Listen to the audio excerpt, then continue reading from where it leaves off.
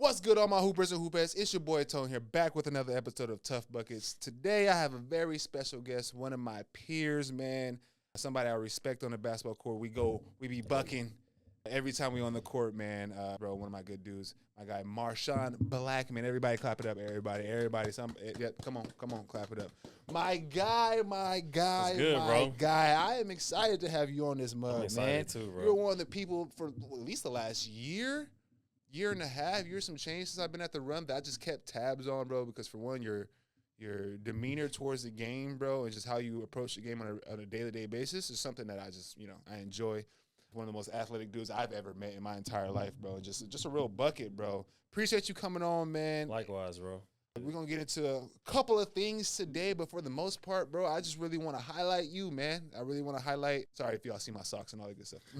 I just want to highlight – the whole point of the podcast, bro, is just to highlight talent that the world wouldn't see if they, if all they watch is the NBA. And you are definitely one of those guys, man. Came off a crazy season out in Australia. Like I said, been keeping tabs, brother. 30 balls left and right, bang outs, bodies, buy a whole lot of body bags everywhere, man. And then right after that, went into Mexico season. And we talked about that. Yeah. And it was kind of a not necessarily a drop off, it's just a different situation and all that good stuff. And I think that's gonna be something we tap on later in the conversation. But for the most part, bro, why don't you tell everybody a little bit about yourself, where you from, and how you found your way to Dallas playing basketball, man. So I'm from St. Louis, Missouri. Okay. Born and raised in St. Louis. Grew up in a town called Jennings. Not even like, I shouldn't say a town, but just like a community in right in St. Louis. It's just like, cause St. Louis, bro, it's like, it's just somebody asks where you from, you're gonna tell them I'm from this place, I'm from there. So I understand. Jennings, grew up there until I was 6 years old. I moved to Hazelwood, Missouri. It's like St. Louis County. Okay. And then I lived there from year 6 until I got to 8th grade. Okay. In 8th grade, I moved to McKinney, Texas. Like, my first experience here, and I loved it, bro. Like, bro, it's crazy. Like, sports, everything. Like, and me growing up as a kid, I wasn't like I wasn't even into sports. Like, I ain't start hooping until 6th grade. Like, I wasn't like into sports. Like, oh, I'm gonna go get a LeBron jersey, Kobe, MJ. Like, I was up to like street ball and stuff like that. But anyways, like, yeah, I grew up in St. Louis, moved to Texas in 8th grade, lived here for 2 years. Went to McKinney High my freshman year. And my mom, she was like, we miss home. So then I moved back to St. Louis. Well, not even St. Louis, like the suburbs. Like, it was just good living. Like, you feel me? It was no struggle. You know what I'm saying? It's just good living. Yeah. And went to high school out there, stayed out there through college. And then once I graduated college in 2020, my mom was like, oh, I miss Texas. I love it so much. Absolutely. And then especially around 2020. Especially around 2020. Texas was looking real good around 2020. Yeah, I'm not gonna bro, it was jumping. So I came home one day. My mom was like, I'm trying to move to, we moving to Texas. Yeah. And then she just started packing. And I didn't believe her because she used to say it, like, for years, like, because I never wanted to leave. Like, I like Texas that much because I seen, like, if you're an athlete, like, this is where you need to be at. Facts. Like, no big shade facts to Missouri and St. Louis, but, like, big facts.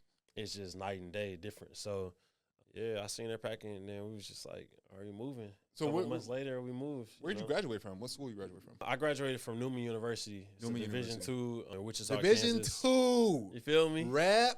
D2 in Kansas. Rap. I like it. So what was our college experience like? I know you said you didn't start playing basketball till like 6th grade. That's pretty much the same for me. I can try to. So I started playing in 4th grade. Okay. I played basketball in 4th grade. And, like, in my household, like, my dad, he's a football coach. Okay. And my mom, she don't know nothing about sports. She just like, is this what you want to do? I want to support you. Like, she still don't know now. She just know, like, free throws, a layup, a dunk. That's funny. She don't know the ins and outs of it. So I wish, because my mom is going to be watching, I wish I had that. My mom was a track star, basketball prodigy. For one, because I'm going to let her know this, we're from a small town in Mississippi. Yeah. So everybody, if you played sports, you played all the sports, okay? Right. so she was one of those small town stars, bro, like hooping, track running, all that stuff. So she came in talking smack, you know what I'm saying? Like, from the get-go. Like, yeah, so you had a little pressure. You had a little. I'm talking about until I became 100 pounds heavier than her and like a foot and a half taller. She's been talking so much smack, bro. Definitely knew the game, she taught me how to pass. That's the only thing I'm gonna give her. That's because I was telling Ish on the last podcast, I did have a funny way of passing the ball when I first started playing the game. I used to do chest passes, jump in the air for some reason, and then land on one foot with one foot behind the hair. It looked kind of fruity. I'm not gonna lie. My mom called me out when I was like, that's a little sweet, son. That's a little sweet, son. You gotta keep on feeding. Yeah, so shout out to moms. I appreciate you, bro. So dad, football though. So yeah, my dad's a football coach. Like I said, I started playing basketball in 4th grade, but I was trash, bro. Like terrible. Like, but I didn't know. Like I told you, growing up, I wasn't like hooping. I wasn't like. I wasn't a hooper. Like, I was just like a kid, just like playing outside in the neighborhood. So, like, I played in 4th grade. I was terrible, bro. Like, trash. I'll never forget, bro. I was in 4th grade, and, like, we had, like, a little neighborhood team. Like, all the kids in the neighborhood, we all played together. And this girl, she ripped me. We was at practice. It wasn't like a game or nothing. It ripped me. And, like, all my friends was like, you let a girl rip you. Because, you know, when you a kid, bro, like, if a girl rip you, you like. You can't let that happen, bro. You can't let it happen. So I ran to the bathroom crying, like, yada, yada, yada. I don't want to play no more. And then my pops, he was just like, toughen up. What you crying for? Yeah. And he was like, you can do anything you put your mind to. I was like, yeah, I hear you, but I'm not playing no more. Like, it's over with. So I quit basketball in 4th grade. And like I said, my dad's a coach. So once I got to 5th grade, I started playing football. Yeah. And, like, when you a kid in football, bro, they don't pass the ball. Like, they just running all the time. Facts. So I'm the fastest kid. I'm one of the tallest. And I'm on the line. Damn. So, you know, the line, bro, it's like, bro, you just blocking is boring. So I was like, this ain't for me. I don't want to play no more. Yeah. So after that, I just, like I said, I used to play with the kids in the neighborhood. Like, I always knew how to catch and run. Yeah. And then I had my neighbor, he had a basketball hoop in front of his crib, so we would just hoop every day. Every single day, we'd just go out there and hoop, because all the kids, like, and that's why I think it was weird now, because, like, kids don't play at all. Like, I got younger brothers. Driven by a park recently, bro? It'd be barren out there. Bro, even neighborhoods, like, you don't see kids. Like, you ride through a neighborhood, you don't see kids out. So even my younger brother and sister, like, they homebodies.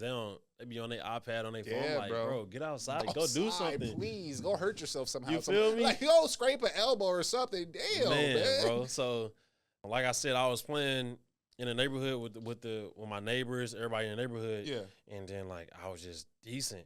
So I tried out in 6th grade, made the team. And, like, ever since then, bro, I just been hooping. Like, I wasn't, like, the best, but I was better than I was. Yeah. And I just took that as, like, shoot, I'm going to just try to keep working and working and working. Were you already, like, stupid athletic? Nah, bro, I was fast. Okay. I was dumb fast, like, super fast. I knew I could dribble that joint and go coast to coast and just get a layup or pass it. That's all I knew how to do. And so after that, bro, I just, like, over the years, like, once, like, I was like, all right, I'm decent a little bit. I can play. Yeah. I just, like, I'm going to try to build on it every year. And so I just took it from there, bro, and all the way into now. Okay, so in high school, what was our high school career like? Were you the man on your team? Like, were you getting the green light in high school? How was that looking? It was high school. So, like I said, 8th grade and freshman year, I was out here. So my freshman year, I went to McKinney High. Yeah, and I know that's a big ass school, bro. Dumb big. I know that's a big. I was a freshman. I was on varsity. Oh, my freshman year, I was on varsity, and it was cool for me just because, like, my older brother, he's 2 years older than me. Okay, and he was already on varsity, so I'm like, well, I'm playing with my brother. This is my first time ever, like, playing with my brother. I'm with him every day. Yeah. So, like, and then just being on a team with him, but I wasn't getting no tick. Like, I played the dude who started was a senior, 6'4", D1 athlete. So like, I wasn't gonna play, but it was just cool, like, to get the experience. So after the first 4 games, like, me and the head coach, I'm still, like, tight with him to this day. He was like, we're going to put you on JV. We're just going to let you make mistakes, let you hoop and do all this. So, like, I just ran with it. Yeah. And then, like, I was sad because, like, at the end of my freshman year, they moved me back on varsity. Like 2 games before playoffs, they moved me back on. And, like, I seen the improvement that I was doing. I was doing way better than when I first was. And you got reps. I got some, you feel me, bro? I got some reps and got some confidence. And actually, my freshman year, we played in American Airlines, played South Oak Cliff. I didn't get in, but we played the American Airlines. We was the first team to play there. Oh, that's fire. Got blitzed by 20, but you know what I'm saying? Experiences, though. It was experience. I'm keen on experiences because I did a lot of losing in my career, so In my high school career, I did a lot of losing, so I'm keen on experiences. You know what I'm saying? You can't win them all right? Can't win them all. But after that, my freshman year, like I said, my mom, she was like, I want to move back to St. Louis. So we moved back. And when we moved back, I'm thinking like we're gonna move back to where I'm familiar to. Like we moved back, bro. I didn't even know where I was at. Yeah. Like, it was like where I moved, it's probably like 30, 35 minutes from St. Louis. So growing up, I only know St. Louis. I only know that area. So coming out there, I was like, bro, what is this? I didn't even know this school existed. And so my sophomore year, moved back to like the county, and it was weird at first. Like I came, like my coach, I played football too, obviously, but like my coach, he wasn't like, he didn't give me the green light to hoop. He was just like, if you make a mistake, you get taken out. You take a bad shot, taken out. Turnover, taken out. So I think my sophomore year, I averaged like 11 points, but like it was like I was teetering. It was just like I can do more, but you like holding me back. And like after my sophomore year, I had to talk with him because I was gonna leave. Like I'm not a cancer, but I'm like, bro, like I'm one of the best players on the team. Like I have to be able to hoop and make mistakes. You know what I'm saying? Big facts. And I had to talk to him like, like I'm trying to go to college to play sports. Like whether it's basketball or football, like either or. Like the rate I'm going is just not looking good for me. So after that, me and him had a good talk. And my junior year, he kind of let me hoop, but like he was like, you the tallest athletic dude on the team, you got to be the 4 and the 5. I hate that shit, boy. I'm like, bro, what's that shit is so ass, boy. Yeah, bro. I'm not gonna lie to you. That has to be the worst part about being a basketball player, either in small towns, like, you know what I'm saying, that type of thing, or just in general, just being a big dude. And like, so automatically I'm not skilled. You know what I'm saying? I'm automatically just not skilled because I'm big, bro. I gotta play. I'm setting picks for dudes. Like, no offense to my high school, like I love y'all my boys, like for life. But I'm setting picks for dudes who I'm better than. It's like, bro, what are we doing? Like, what's going on? So I'm crying, you feel me, bro? But I feel like it made me a better player, like in the end, because like I know how to play inside and out. Yeah. But it was just like at the time, it's like, bro, why am I setting picks for, bro? And he ain't even trying to hoop. You know what I'm saying? I'm definitely already knowing. That's funny as hell, boy. Yeah, bro, it's bad. It was getting crazy. But my coach, like junior year, I did better. So my sophomore year, I averaged 11. Junior year, I averaged 16.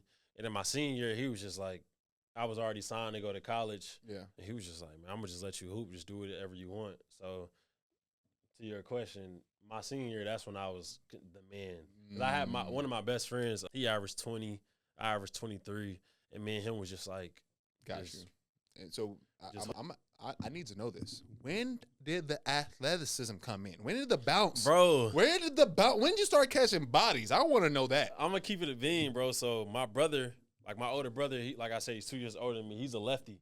So, like, I had the older brother, like, he like, you can't do this. Like, he'd pick on me, like, you can't do. He was like 6'5" since he was like 7th grade. So he was dumb tall, like, and I didn't start growing until like late. So he'd be like, yeah, you can't do this. He'd go to the gym, dunk, like, yeah, you can't dunk. Like, he'd just like pick on me a little bit. So my freshman year, that's when like I first dunked, but like I wasn't like dunking in the game. It was just like, hey, I got my first dunk, and it was left-handed, and my brother's left-handed.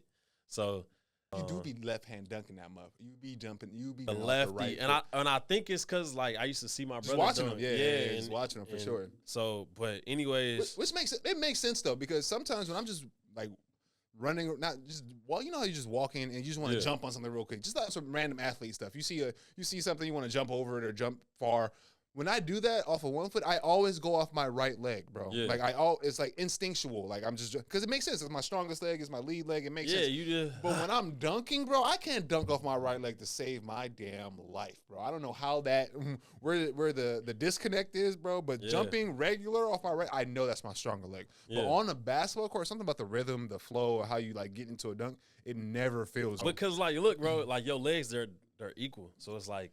You probably just gotta like. It's the feeling though. It's it's the feeling. Yeah, it's the feeling. And I'm like, bro, like you said, any regular time, if I'm random stuff, I'm just telling myself to go jump on something. I'm jumping off my right leg, bro. And I just think that's just so crazy because you start off dunking with your left, bro. Like that's. I feel like that's wild. But I wasn't like I started dunking my left, but it wasn't like crazy. Yeah. But it's so wild because like my junior year, like I said, I played football. Yeah. And I partially tore my ACL like during preseason, and like I didn't have to have surgery or none of that. Damn. So I like from the grace of God, I got blessed. I didn't have to have surgery. So right now I still got one ACL band, bro. So like your ACL is 2 bands. I got one. Brother. Yeah. So rehab therapy, bro. It was like 4 months of therapy. Once I came back, it was crazy. I was just dunking like stupid. Who had some similar?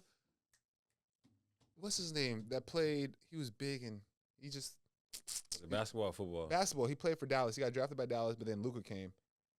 Dennis Smith. Dennis Smith Jr. had something similar like that. Like he Yeah. tore like one of his ACLs. It was out for like a month or some shit like that. Yeah. And then came back crazy. So what? Yeah, bro. It'd be like I don't, but like the rehab, you just doing this stuff. Yeah. So, and at the time, And like you you a came back kid, you crazy. still developing, like you still like growing into your body. So, I guess done 4 months, bro. Like, Came back silly. bro, I came back 2-handed. I'm like, bro, I didn't know I could do this, bro. And I had a knee brace on, so it was even more nasty. But it was just like, I don't know what it was, bro. With them exercises, like, and I still do them to this day because I always remember that, like, bro, before I was doing this, I couldn't dunk. I could dunk, but it wasn't like how nasty I was dunking like afterwards. Yeah. And so to this day, I just stuck with it and just kept doing it. That's crazy, bro. I'm still trying to find my balance to this day. Look, Bro, you got balance, bro. You got balance, It bro. happened. Look, I tell people all the time, bro. That shit it's fleeting. It comes and it goes, bro. Peaks and valleys, huh? Peaks and fucking valleys, bro. My thing is, bro, I'm not an in-game down the lane dunker. For one, I'm not even thinking about it. Yeah. You see me play. I'm herky jerky. I'm trying to like get you off balance. Yeah. Just like that. By the time I get to the rim, brother, I ain't got no legs for that. Yeah. I didn't try to like hezzy you out your pockets, all that good stuff. I don't got no energy to be trying to dunk. So fast breaks, I'm up there. I'm scratching the back. But you got balance though, bro. You got balance. I can see you in the half court setting. I can see what you. This is what I tell people. When I think of bounce, I think of explosiveness also.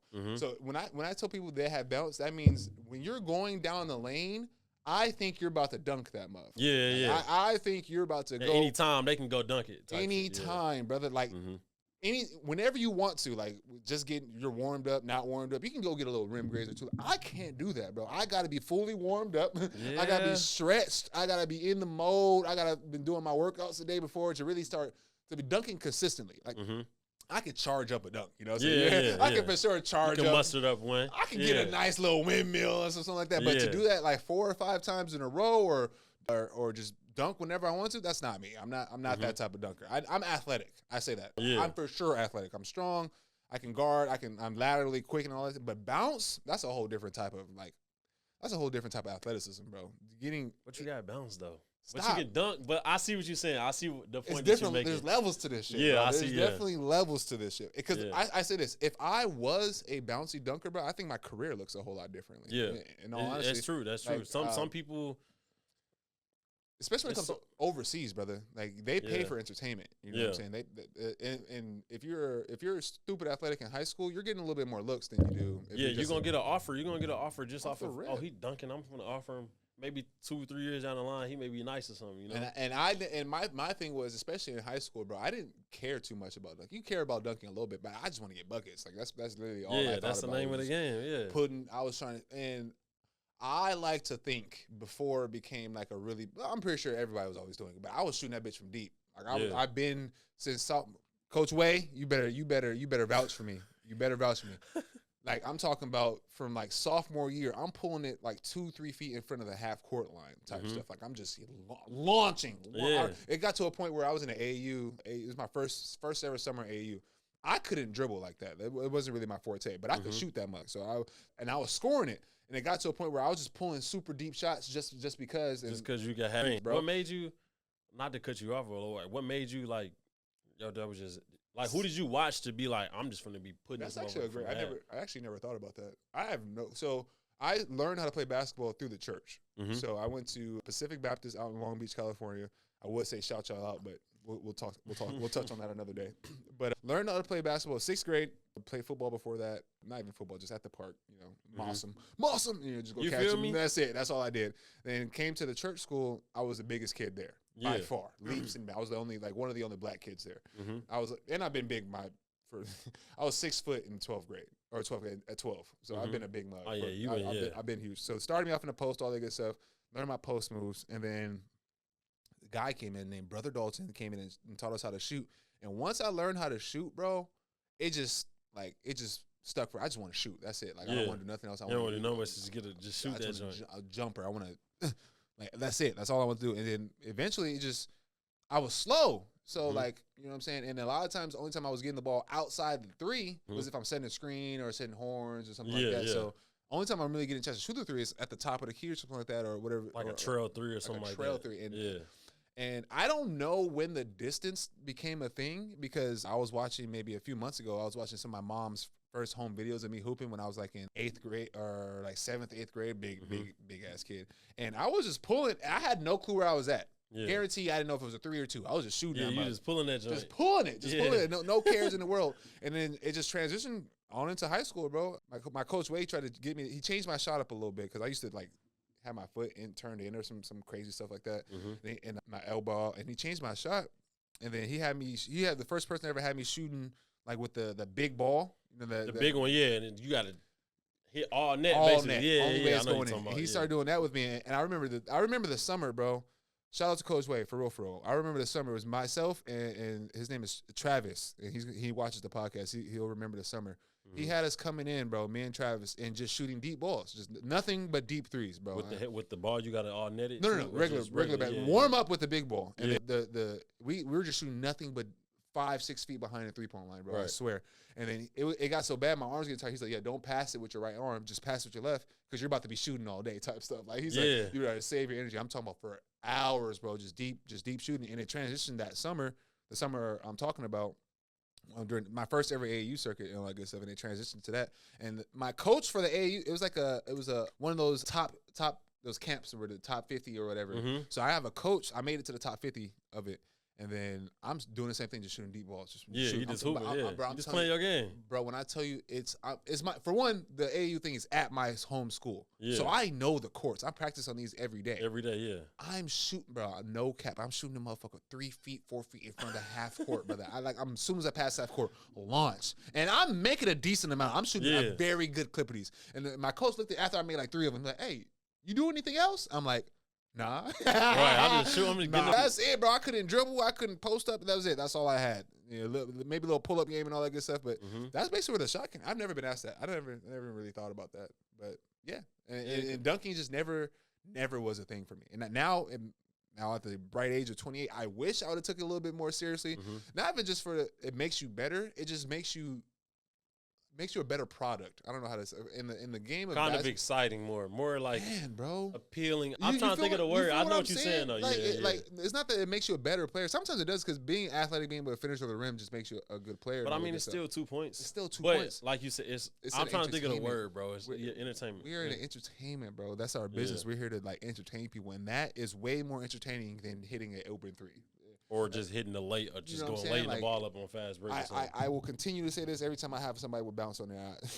I am jealous of you because I wish I would have taken that a little bit more seriously. But we got a little bit off track there. So I just want to know when you got some bounce. So high school, senior year, you became the man. What does that look like? Because I feel like that looks a little bit different for everybody. You say you average about 23. You already signed. Though. Yeah, I was already signed. I went to Eastern Illinois. It's a small D1. No, they was in the OVC. Okay. Like Murray State, Belmont, Tennessee State, all them type. Yeah. So my coach, he actually took me on my unofficial. Oh, nice. I had an unofficial. He took me on it. But yeah, so after that, like I said, because at first it was like rocky. Like it wasn't like he hate me, but he was just like, he's a new kid. He think he just finna come do what he want and stuff. But like, I'm not that type of person. I'm not like arrogant or like cocky. And this is very true. I know this for a fact. I've talked to you several times. That's the farthest of the idea I get. You feel me? So I feel like my coach is thinking like I'm like when I first met him, he was like, he's just probably an arrogant, cocky kid. But I wasn't like that. Yeah. But like, it's not too many people of my color out in that area in Missouri. So my senior year, he was just like, I'm gonna just let you hoop, just do whatever you want. Like obviously under the team circumstances, like under the structure of the team. Nope, my coach said do whatever you want. My senior year, boy, I had the greenest light of any green light, but we'll talk about that. See, I had another dude on my team that averaged 20. You know, he was a senior too, and he's like I said, he's one of my good friends to this day. But my coaches, like I said, I was the 5, so my coach was saying, like, if you get the rebound, he's like, you want to be a guard so much. If you get the rebound, just go. Yeah. So I was like, what? You say I get a board, I can go? So every time, like my senior year, I was like 9.5 boards because I knew if I got the board, then I can showcase like what I can do and stuff like that. So yeah, bro. After that, we just took off. I think my senior year was like 24-4. Fire. But I went to like in St. Louis in particular, like the best high schools are the private schools. Oh, for sure. Like most places like that. Yeah. Like it's a school called Chaminade. Oh, I know Chaminade. Chaminade, like 3. That's where Jason Tatum went. That's where Tatum went. That's where David. You know who David Lee is, right? Yes. David Lee went there. Oh, okay. Bradley Beal went there. Jason went there.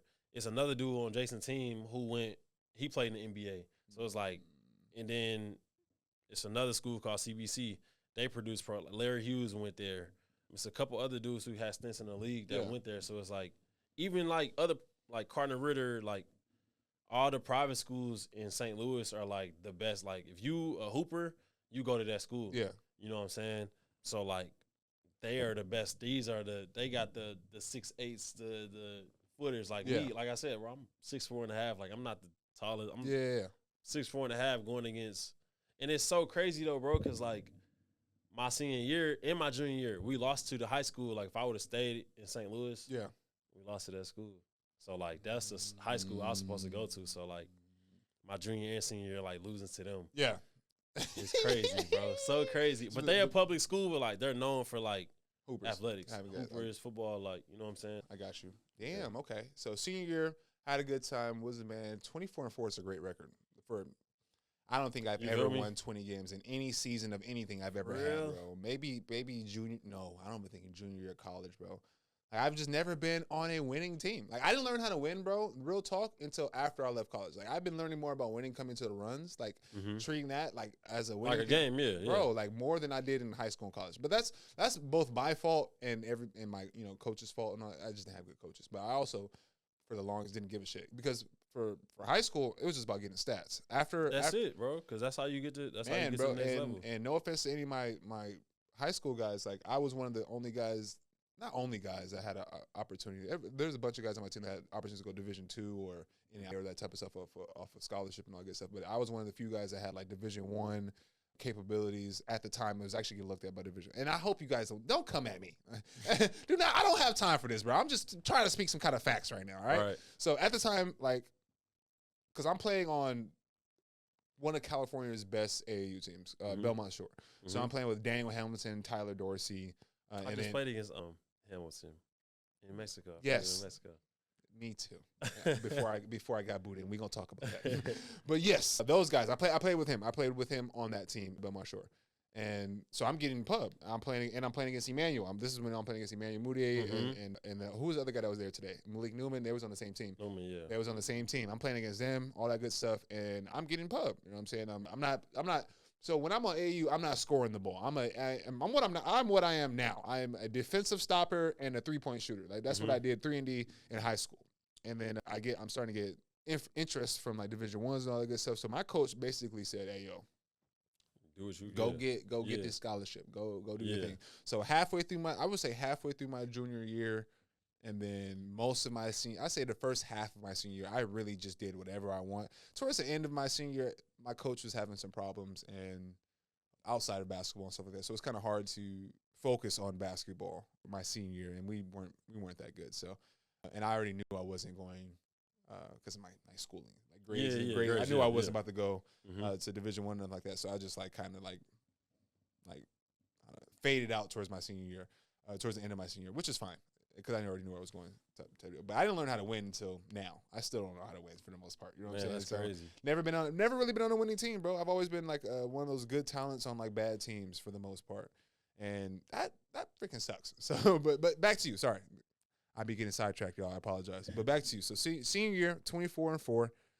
We are going to Division I right out of? Yeah, right out of out of high school, I signed to a Division I school, Eastern Illinois. Yeah. It's like 2.5 hours from St. Louis. Yeah. Went there for 2 years. My sophomore year, I'm gonna try to just narrow it down. I'm gonna give you a whole runaround. Okay. So my freshman year, me and like 5 other freshmen, we got a whole bunch of freshmen coming in. So like that's part of the reason why I went there, because I was like, hey, you come here and like you produce, you're gonna have a chance to play. Yeah. Like obviously that's what coaches tell you, like, you know, but it was actually like reality. They was like, man, you probably could play. Yeah. But hindsight, thinking back on it, like one of my best friends to this day, he's a senior, playing my position. Not playing overseas, bro. You're just not, bro. So, anyways, my freshman year, I did good. Like, I played every game. Probably averaged like 13 minutes a game. But I didn't like my role. I'm like, bro, I'm better than my teammates. I love y'all. You know, y'all my brothers, bro. But it's just like I felt like I was better than them, bro. So my freshman year, it's like, dang, bro, why am I not playing? Yeah. But certain people who I know I'm better than are getting minutes before me. But it's like, thinking back on it at the time, like, I didn't even really know how to play basketball. Like, I was good, but I didn't know, like what I know now about basketball, like, how to win, like, where to be at on the court, like, spacing, what's the right path. Like, I didn't really know how to play. I was just playing off of athleticism and instinct. So it's kind of good I didn't play my freshman year. Like, that hindsight is crazy, bro. You feel me? Like, thinking back on it, like, after I got some wisdom, I'm like, man, it was good, but we wasn't a good team. Like, we made it to the conference tournament, but we was like, I think we was like 14 and 16. We barely made it. That hindsight is crazy. I owe a lot of coaches a lot of apologies for sure. I do too, to a certain extent. But like I said, my freshman year, like, we was just like, you can tell how the makeup of our team, we're just developing. Like, we're just developing all these young dudes to hopefully, once they're juniors and seniors, they're gonna be ready to play. Yeah. So my freshman year, it wasn't the best year for me, but like I'm like, bro, I'm way better than I can play. Like, why am I? It's certain people that's playing over me. Thanks. But like, so after my freshman year, I wanted to transfer. I was like, Coach, I want to leave. Like, I like the team, I like the program, but I just feel like I'm better than what I'm. Yeah. Like the minutes that I was getting, and had a talk with them. They was like, yeah, come back.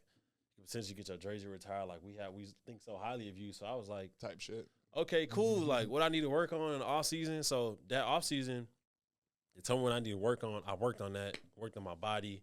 I came back my sophomore year. I was first couple of days of practice. I was doing good. I was doing what they asked me to do, and like obviously I'm trying to take another leap. But then I broke a bone in my foot first practice. Damn. Broke a bone in my foot. Next day, I go to the doctor. They tell me, you got a foot sprain. And I'm thinking, like, okay, well, how long am I out for? They was like a month. So I'm rehabbing every day. Because like I said, like, I already went to my coach telling him I'm a transfer. Like, I can't go to him and be like, I'm a transfer and then come back the next year like the same player. Like, I got way, like, 10 times better. So first couple of days of practice, doing good. Broke a bone in my foot. Was out for a month. And I came back. I'm hurting still. Like, I ain't saying that because I want to play. Like, my coach, like you going to get some minutes. Like, I want to – you came to me complaining this and that. Like, I want to see what you're going to do. So, like I said, I was out for a month.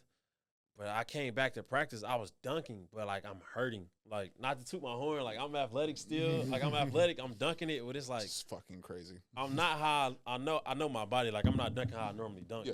So, they thinking, like, oh, he good. Like, he healthy.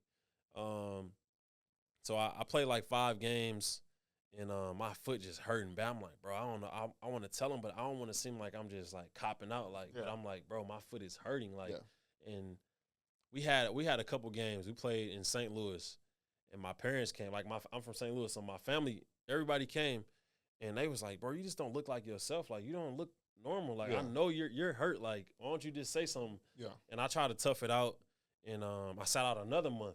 And that month I sat out, my coaches, they was just like, they was saying like, you know, you can't red shirt, so why you sit? I'm like, bro, I didn't mention nothing about the red shirt. They just like, man, bro, they playing with me like I'm trying to fake an injury. So I sat out another month, got an MRI. The MRI came back, nothing came back. They was like, yeah, it's just nothing's wrong with your body. You're just good. So I'm like, well, all right.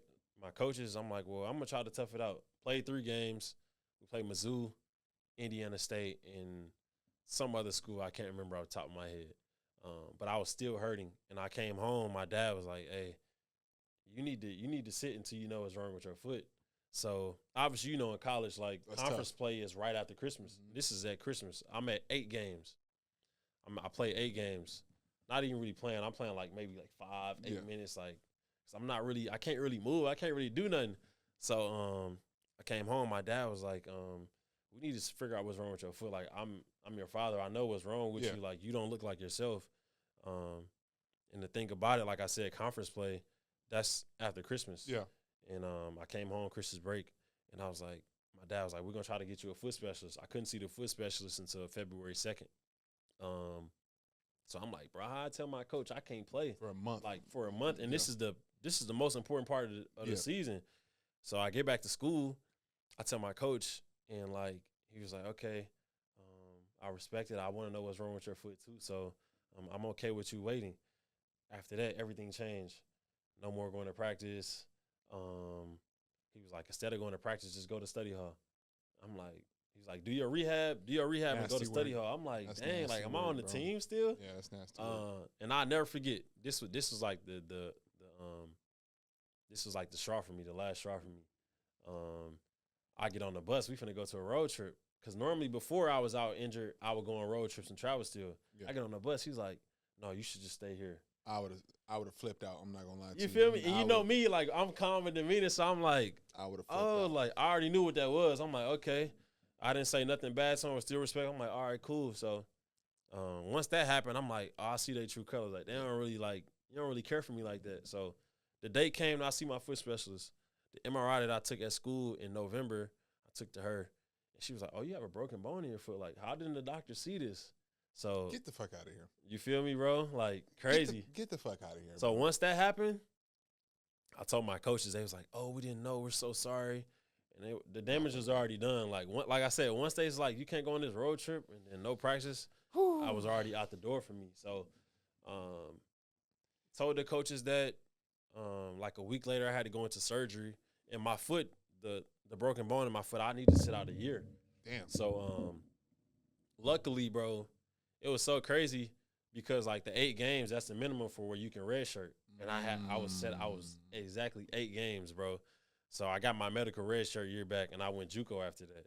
Oh wow, JUCO baby! Yeah, I went JUCO. Let's go, and man. Bro, I love JUCO. I love JUCO, and mind you, bro, I didn't play at JUCO. Like JUCO, like for me, like my coach, he already like I told him like, bro, I ain't even supposed to be playing right now. Like from year to this day of February, I'm supposed to be playing back again, but the season start like JUCO. At least in my JUCO, it's probably the same as yours. Bro, the first day you there, you practicing. It's what? You feel me? It's no what? Chilling and bro, JUCO. We was running lines the first day, brother. We was running like, oh god, JUCO was a for one because everybody and their mama trying to make the team. Everybody, bro. Everybody, bro. It was crazy. It's a dog-eat-dog world. There was 40-year-olds trying to try out for my JUCO team. It was wild, bro. I was crazy. Like, you can do that? I was like, yeah, man, it's junior college, bro. You can do all that. I'm like, oh my god. Bro, yeah. But yeah, JUCO's a hell of an experience for sure. So me having to sit out, I was supposed to sit out for a whole year, bro. I was cleared to like the trainer at the school that I was going to. They was like, man, you're really not healthy, but you have to play. Like, in JUCO, I'm a sophomore. Like, you can't. If I sit out, like, where I'm finna go? Like, I can't. I'm not gonna be able to go to school. So, I missed like I said, the practices at JUCO. I missed like the first month and a half. And my coach was like, hey, we got to ramp you up. Like, we got to – I can't just have you not playing. So, I'm still out there. I'm probably like – I say 70%. That whole year, I was probably like 70%. Yeah. Still hurting, fighting through it. And my JUCO, we had some dog. We was talented, bro. Yeah. Like, I'm still cool with, like, the whole team to this day. I wish I could say the same. For real. But I'm glad. I got some JUCO stories for you after this, for sure. I'm going to tell you. Man. But I'm glad I went JUCO because, like, it made me, like, coming out of high school, like I said, I was the man. Yeah. Went to a D1 school. I'm lit. I'm like, oh, I'm D1, yada, yada. Like, you know what I'm saying? You on a high horse. And then you go to JUCO and you kind of get humble because, like, when I was in college, you couldn't transfer and play right away. You had to sit out. Oh, you had to sit out a year. You new booty basketball players have no idea. You feel me? Oh, my God. It wasn't no leaving and playing right away. Like, you had to sit out a year. So, all the colleges, when I transferred, was recruiting me. And on top of that, like, when I left the school, all my offers in high school were from the conference that I went to. So, like, the school, when I left, they was like, yeah, you can't go to no school in the conference. And I got to sit out a year, so it was like, all these other schools recruit me. They wanted me, but they're like, we want you, but you got to sit out of here. And you hurt. Like, we're not really trying to take a chance on you. That's tough, bro. I'm not gonna lie. That's very tough. So I had to. I literally had to go JUCO, bro. Yeah. And I went JUCO, but I'm glad I went because like I really love basketball then. Because I got humbled having to go to JUCO because like dang, don't nobody want me. Like I got to prove myself again. Yeah. And I got humbled, bro, because it's like I said, you don't feel valued no more. So I had to find a love again. Like I had to rehab my injury. I had to learn how to walk again, run again, jump again, learn how to play again, you know? And at JUCO, I didn't play. I didn't get no tick. Damn. Get none. So growing up, I always thought, like, dang, if you go NAI, if you go D2, like, you're not going to the NBA. And obviously, once I left my D1 and went JUCO, NBA was, like, it's out of the question. I'm thinking, like, purely overseas. Yeah. So, and I say I started loving the game again because, like, I just started doing the fundamentals. I had to learn the game all over. And I finally, once I got to JUCO, and I was riding the bench, like I was still hurt, like I wasn't 100%. So I was watching, and I had to like visually learn. Oh, this is how you play basketball. This is how you win. This is how you do that. If you're in this position, if you're in this role, this is how you play. So even though I didn't play at JUCO, I still enjoyed it. I learned a lot, and I learned like I really love basketball. Yeah. Like I wasn't one of them dudes that was like, oh, I'm not getting minutes, so I'm not finna get in the gym. Like, I was still getting shots up. Yeah. Like, I knew I wasn't playing, so practice was like, that was my game. So, I learned so much at JUCO. Even the dudes, like, I'm still cool with all of them. They still my brothers. And like I said, it humbled me because at the end of the year, I had one D1 offer from Florida A&M. And I told my parents, and they was just like, no, that's too far. Like, you're not going there. And, like, it's kind of good that happened because I had nothing but D2 offers. So I could have went to basically any D2 that I wanted to. Yeah. And I went on the visit to Newman. I went on like 3 visits. And at this point, I'm kind of like knowing the ins and outs. Like, this coach don't really want me. He just talk like just because my experiences of going to visits and going to schools and the school that I went to, I can tell like this dude don't really want me. So I went on 2 visits, and I got that vibe from a coach like he don't want me. Like he just want me on the team to say, oh, I got a D1 JUCO transfer on my team. I'm already knowing. I'm gonna play a role on this team. And I went to Newman. It was my last visit. I went there, and I probably signed like a week before school started. And I went there, and like he was just authentic, bro. Like I could tell, like he really wanted me. And he really had a vision and a plan for me. Because I told him, I was like, yeah, coach, like, I lost the love for basketball. Once I got injured, I lost the love for it, and I went JUCO, and I found it again. And he recruited me before I went to JUCO, and I told him, like, hey, I'm going to JUCO trying to go back D1. Like, if you really want me, recruit me. Like, still recruiting around at JUCO, and they stayed on me. And we just had a plan. I told him, like, bro, I really love basketball. Like, I love hooping. Yeah. Obviously, NBA isn't a goal for me, but I want to play overseas. Like, obviously, I got to work, and it's a lot of more stuff I got to work on, but, like, if you really believe that I can go play overseas, push me to be that player, you know? So me and him had the same goal and the same vision for myself. So that's dope. That's what ultimately led me to go to that school. So that's dope, bro. Yeah, it was a blessing to go there, and I'm still coach to Coach Allen to this day. So that's fire, bro. Yeah, my JUCO experience was completely different. This was a whole completely like different ball game. In a basketball sense, I was never more of a sicko. Like, in terms of my drive to be better, like, I was never more, at that time period, if I had the same hunger to be a better basketball player as I had in JUCO as I did now, I would, no one would be able to fuck with me. Yeah, it'd be light years ahead. It would be fucking crazy. I was sleeping in the gym. I would break into the gym. You know what I'm saying? Like, I went to junior college in L.A., and I lived in Long Beach. That's like a 27, 30-something minute train ride. So I'm on there every day.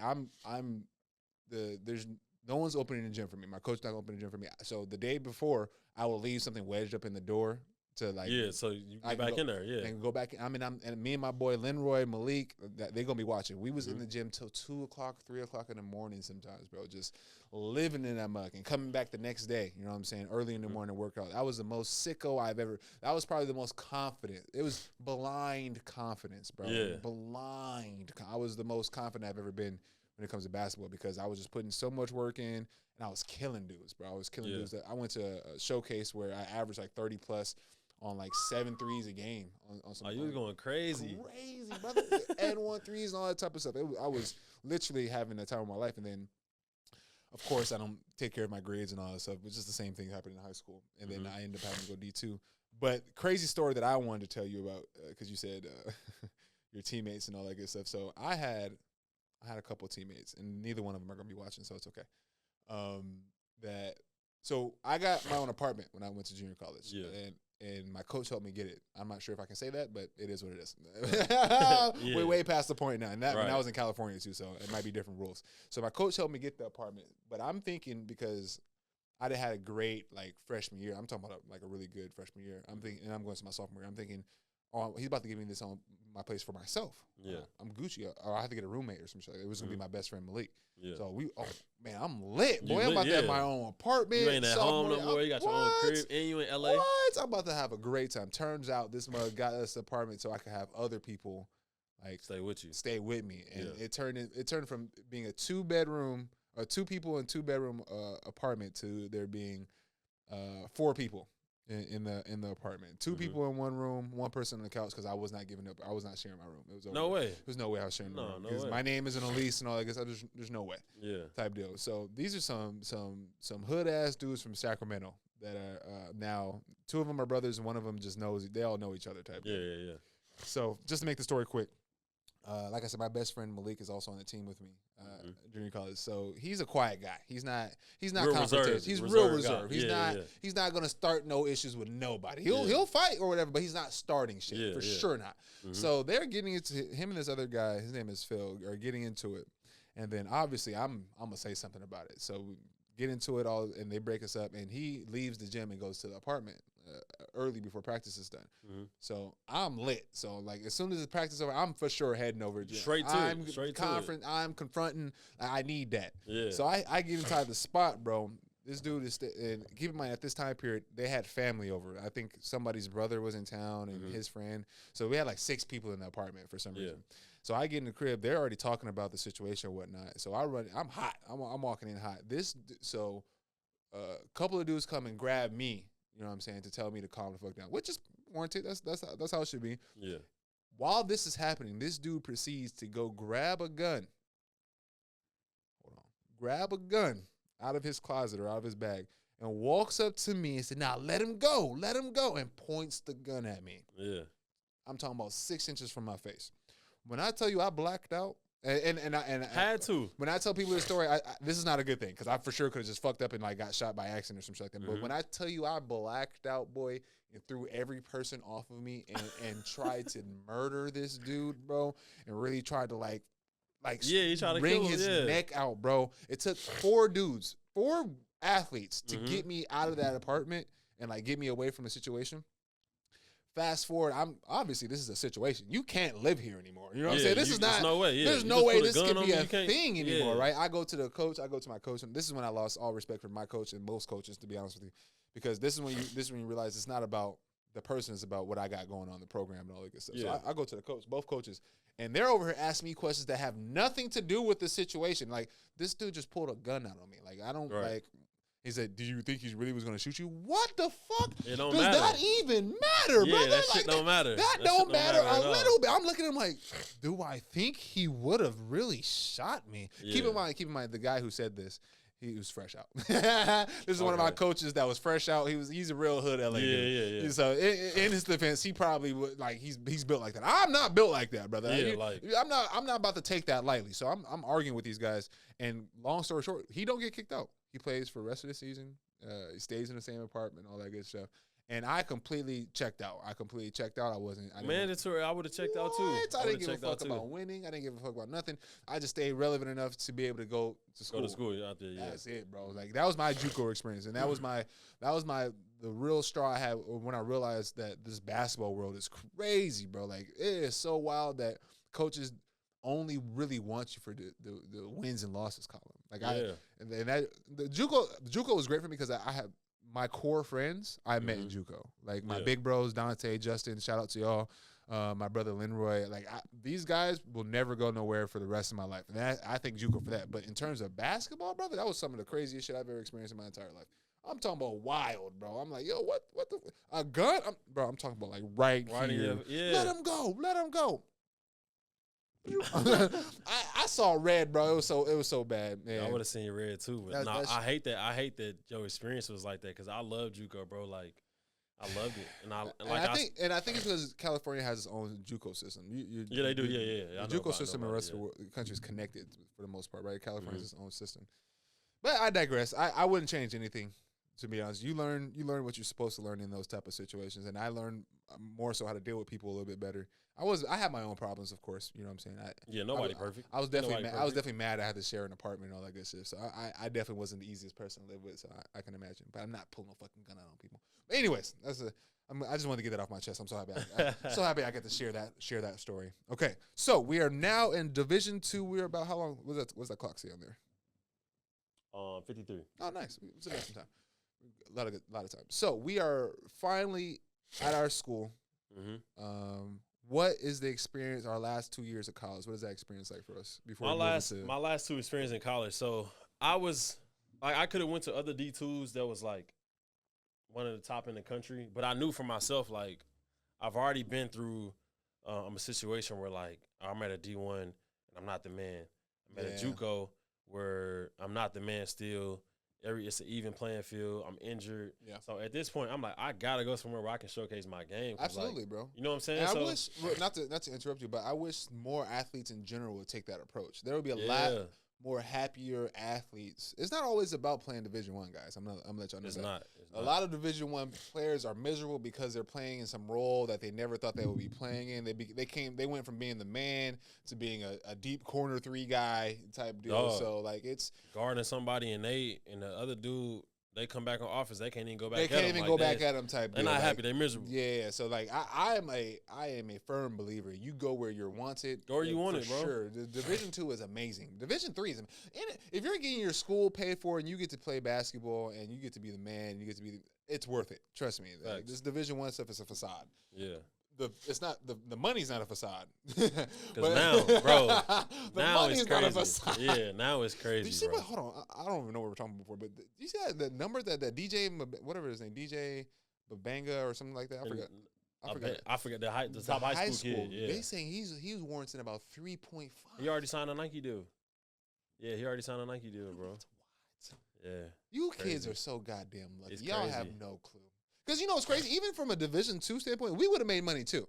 For sure. Without a doubt. But not no millions, but we'd have made money way more than we was getting. I would have been set. Pell Grant. Bro, you know yes, bro. I would have been set going into my adult life. I would have made a few hundred. I believe I would have made a few $100,000 just because of sponsorship. I'm a sponsor every little business around in my little town. Feel bro. me? What? I'm about to make some bread. Anyways, I'm sorry. I keep getting distracted. All right, so we are in college. You chose your school.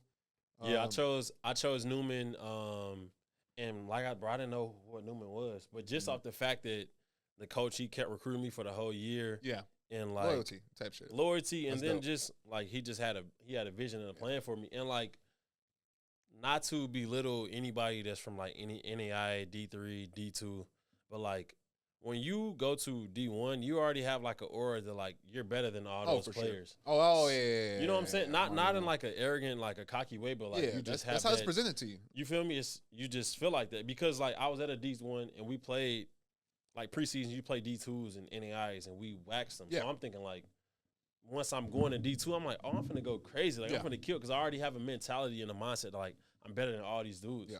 So going to the D2, like I've already experienced partying at my first school, my D1. I experienced partying, and then I went to JUCO. We was 30 minutes from Mizzou. Yeah, Mizzou is lit. So it's like I've already partied, already had my fun, already did what I want to do. Like now it's like, all right, this is where you're trying to set yourself up for what you're gonna do in life. Whether it's gonna be getting your degree and getting a corporate job, or in my case, I'm trying to go overseas. So my whole mindset there was like, bro, I just gotta work. I got 2 years. I got a 2-year window to try to get to where I want to get to. Yeah. And once I got there, I was just working. I just kept hooping. Obviously, like I said, not to toot my horn, but I already felt like I was better than everybody in D2 because I came from D1. So I got there like the first 2 months of the season. I'm averaging like 25 and 10. Yeesh. Going crazy, bro. I'm hooping, Yeesh. but like my coach, I had a meeting with him. He's like, bro, you got other good players on your team. You have to like digress. And I'm like, bro, I'm hooping. You know what I'm saying? It was tough. It was very tough, bro. It was very tough. That is such a tough goal. Especially at that time period, bro. Especially in college when you trying to get overseas. Yeah, bro. Oh, that's tough. And this is like my first time being able to hoop since I've been in college. You're healthy now. Healthy. Like my freshman year, I wasn't the man. My sophomore year, I was injured. JUCO, I was injured. I wasn't the man. So this is my first time. I'm like getting to actually hoop, and I'm hooping. I'm going crazy. And my coach like, we got to chill. Like you got other players on your team. So tough, bro. It was but it was real. Like it was real because my junior year, I think we were 20-9, and we was like one game away from like the national tournament. But it was good because I had. Damn, that's tough. That's nice. One of my all these dudes in my D2 they still my best friends to this day. I got a homie, Ben Air was on my team. He's a point guard. He's playing in NBL right now, the top league in Australia. My homie Meech, he had an opportunity to go overseas, but COVID happened, and but now he's a head coach at a JUCO. So even my homie Jawan, he had an opportunity to go overseas, but the year we graduated, that was COVID, and you know, COVID, it was messing up a lot of stuff. So nasty for sure. And then another one of two of my other teammates, one of them, he's playing in Australia professionally. And I got another guy from France, he's playing professionally. So I had like other like pros, like caliber players on your team. On my team. So like my coach is like, bro, you can't just be out here doing what you want. Like you gotta make the right. And obviously, like I wasn't making the right play every time. I'm trying to get a bucket. Facts. I was trying to hoop. So like. My coach, like I told you, like at JUCO, I finally knew how to like play basketball. So I finally knew this is the right play to make. And obviously my coach at Newman, he obviously like we build on that. Yeah. We was like we watching film every day. You got to make this play. You got to make this pass. Oh, he ain't got a shot in a while. He need a shot. Yeah. He needs somebody to create for him. So you got to create for him. Do this and that. So it was good going there because I finally knew how to be like a complete player. And it was worse because it was like. From being in high school, my coach making me play the 5. College just recruited me and like, oh, he's a small forward, but he can play the 4. So once I was at Eastern EIU, I was like 3-4 man. JUCO same way. But once I got to my D2, he was like, bro, you gotta be the 4. You have to be the 4. Like obviously we was 4 out. I wasn't like posting up every time, but that was my bread and butter. Like I was straight mid-range game. Yeah. If somebody seen me in college and seen me hoop now, bro, they be like, it's a totally different player, bro. Way different. It's a totally different player just because, like, I had to sacrifice. Yeah, like, going there, knowing that I was like, all right, I'm going to have to do this. But I've been doing it since I was a junior in high school, so I knew, like, I can get a bucket in this way. The whole time I'm a guard, but I have to play this role Real for this team. Real two guard, you feel me, bro? Like, but I had to, like. That's crazy, though. It's just a testament to, like, just the type of player I am. I had to sacrifice for the team. Yeah. So I went from averaging my junior year 25 and 10, like, earlier on the season. I finished the year, like, 15 and 8. But we was 20 and 9. Winning so I could have been 25 and 10. With, like, a 15 and, like. With a bad record. But, like, I sacrificed. Me? Me, nigga. I sacrificed. And then my last year, going into my senior year, I'm thinking, like, bro, I got to go crazy. Like, what I'm doing isn't enough. Like, I got to separate myself because I'm trying to go overseas. And me, like I told you, my dad's a football coach. My mom, she knows nothing about sports. And at this time, I have no friends that's overseas. Like, I knew, like, the people that I knew, they're in the NBA. Yeah. I'm not going to the NBA. Like, I don't know how to get overseas. I don't even know how agencies work. Like, I'm just going in this, like, blind-eyed, deer legs. Like, I don't know what's going on. Yeah. So, like, my senior year, I was just like, forget it. I'm not finna worry about overseas going pro. I'm just finna hoop.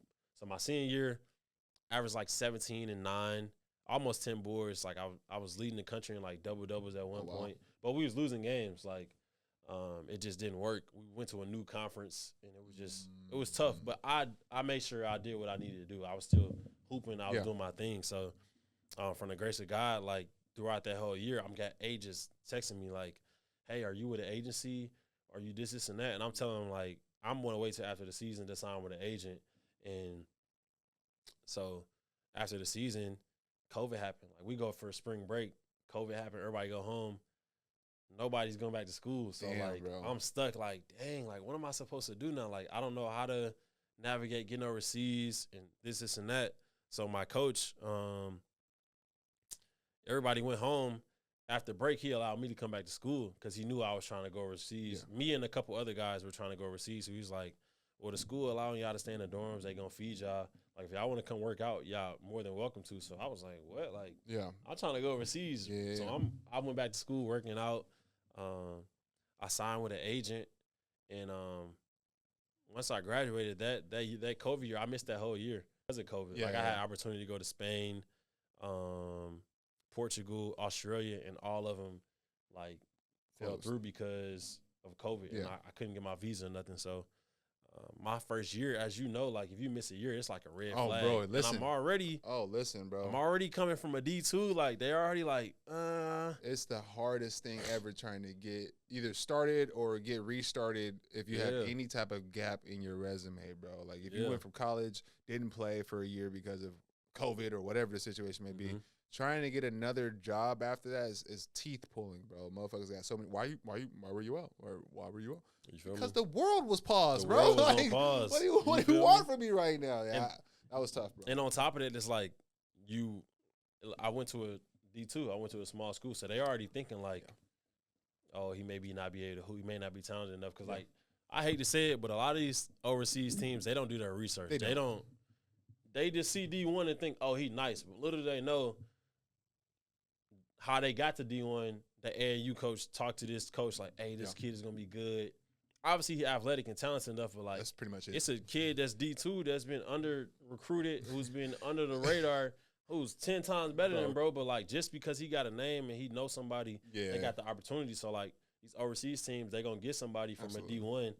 Not even hating on D1 because like, I went D1 like. I wanted to go D1 once you get out of high school, it don't matter. Once you get to overseas, it don't matter where you play. You won't be able to tell any type of D1, D2, nothing. You feel Once me? you cross the wall, you don't know what anybody is. You don't know none of that. Yeah. It's an even playing field. But I just say to say like a lot of these teams, they don't do their research on if this kid can actually hoop or just can he play. They just going off of, oh, he went to this school, he went D1.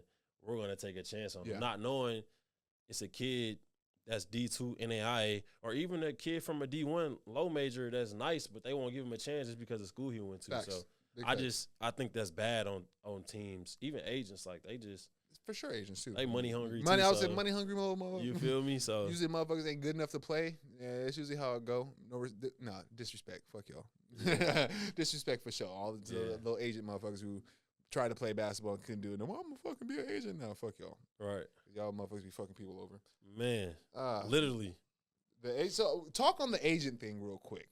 For those of you who don't know, you don't need an agent to be a professional basketball player, but goddamn it makes it a whole lot easier. To make it way easier. Oh, it makes life a lot. Because for one, agents know market. They know your market value, what teams are offering, dudes similar to your position, this, that, and the third. They know the rules, the laws, all that good stuff. So that part for sure. You don't necessarily you want that type of stuff because you don't know me recently, actually, me trying to be my own agent, I signed for a little a little less than I should have, you know what I'm saying? But it is what it is. I didn't have an agent, I didn't have the access to it, or at least an agent that I trusted. So speak on your agent experience and what, some people can learn from, I'm gonna speak on like just in my situation, like me trying to get overseas, like I said, I didn't know nothing about agents, so I'm thinking like, I need to sign with an agent who has a lot of players. Yeah. And I didn't know, like, it's kind of good and it's kind of bad. Because you get some agents, like my first agency, I signed with them. They had, like, 80 people on board. And, like, I'm talking to him every day. He's saying, oh, I'm working hard for you. Not knowing, like, how you working hard for me, but it's 70-plus other dudes that you saying you getting up and working hard for every day. Factual. So, like I said, I didn't know nothing about it, but I would say about agents, like, just do your research on it. Do your research. But it's tough because if you coming from a low major school, a low major D1, a D2 or NAI, it's tough because not a lot of agents are going to, like, inquire about you because they only know about the Power 5. So they're trying to get the cream of the crop, the dudes who going to make them the most money right now. Yeah. Like, guys from low major D1, D2, NAI, they got to work their way up. So you will get an agent that'll be like, oh, I want you, but he gonna get you a job for way less than you think you're gonna make, and you're gonna be like, what? I know I'm worth more, but in reality, you have to take that job because you just gotta get your foot in the door. For sure. But to find an agent, basically, obviously you gotta have some talent, but you gotta know some people too. But like, you just gotta do your research because, and not no shade to my first agent. I just signed with an agent about a month ago. This is my 4th agent. I've been through, like I said, 3 other agents. My first agency, I loved them. They were great people. They got opportunities for me, but after the year, I didn't play because of COVID. And I'm like, but I'm still seeing other dudes on my agency sign, even dudes who was NAIA, D2. I'm like, oh, these dudes, they going somewhere while I'm not playing. So me and them, we just had a mutual agreement, like, it's just not working. Yeah. So I signed with another agent. He got me an opportunity to go to Australia the following year. COVID happened. I'm like, I have other agents talking to me about jobs, so I got to let you go.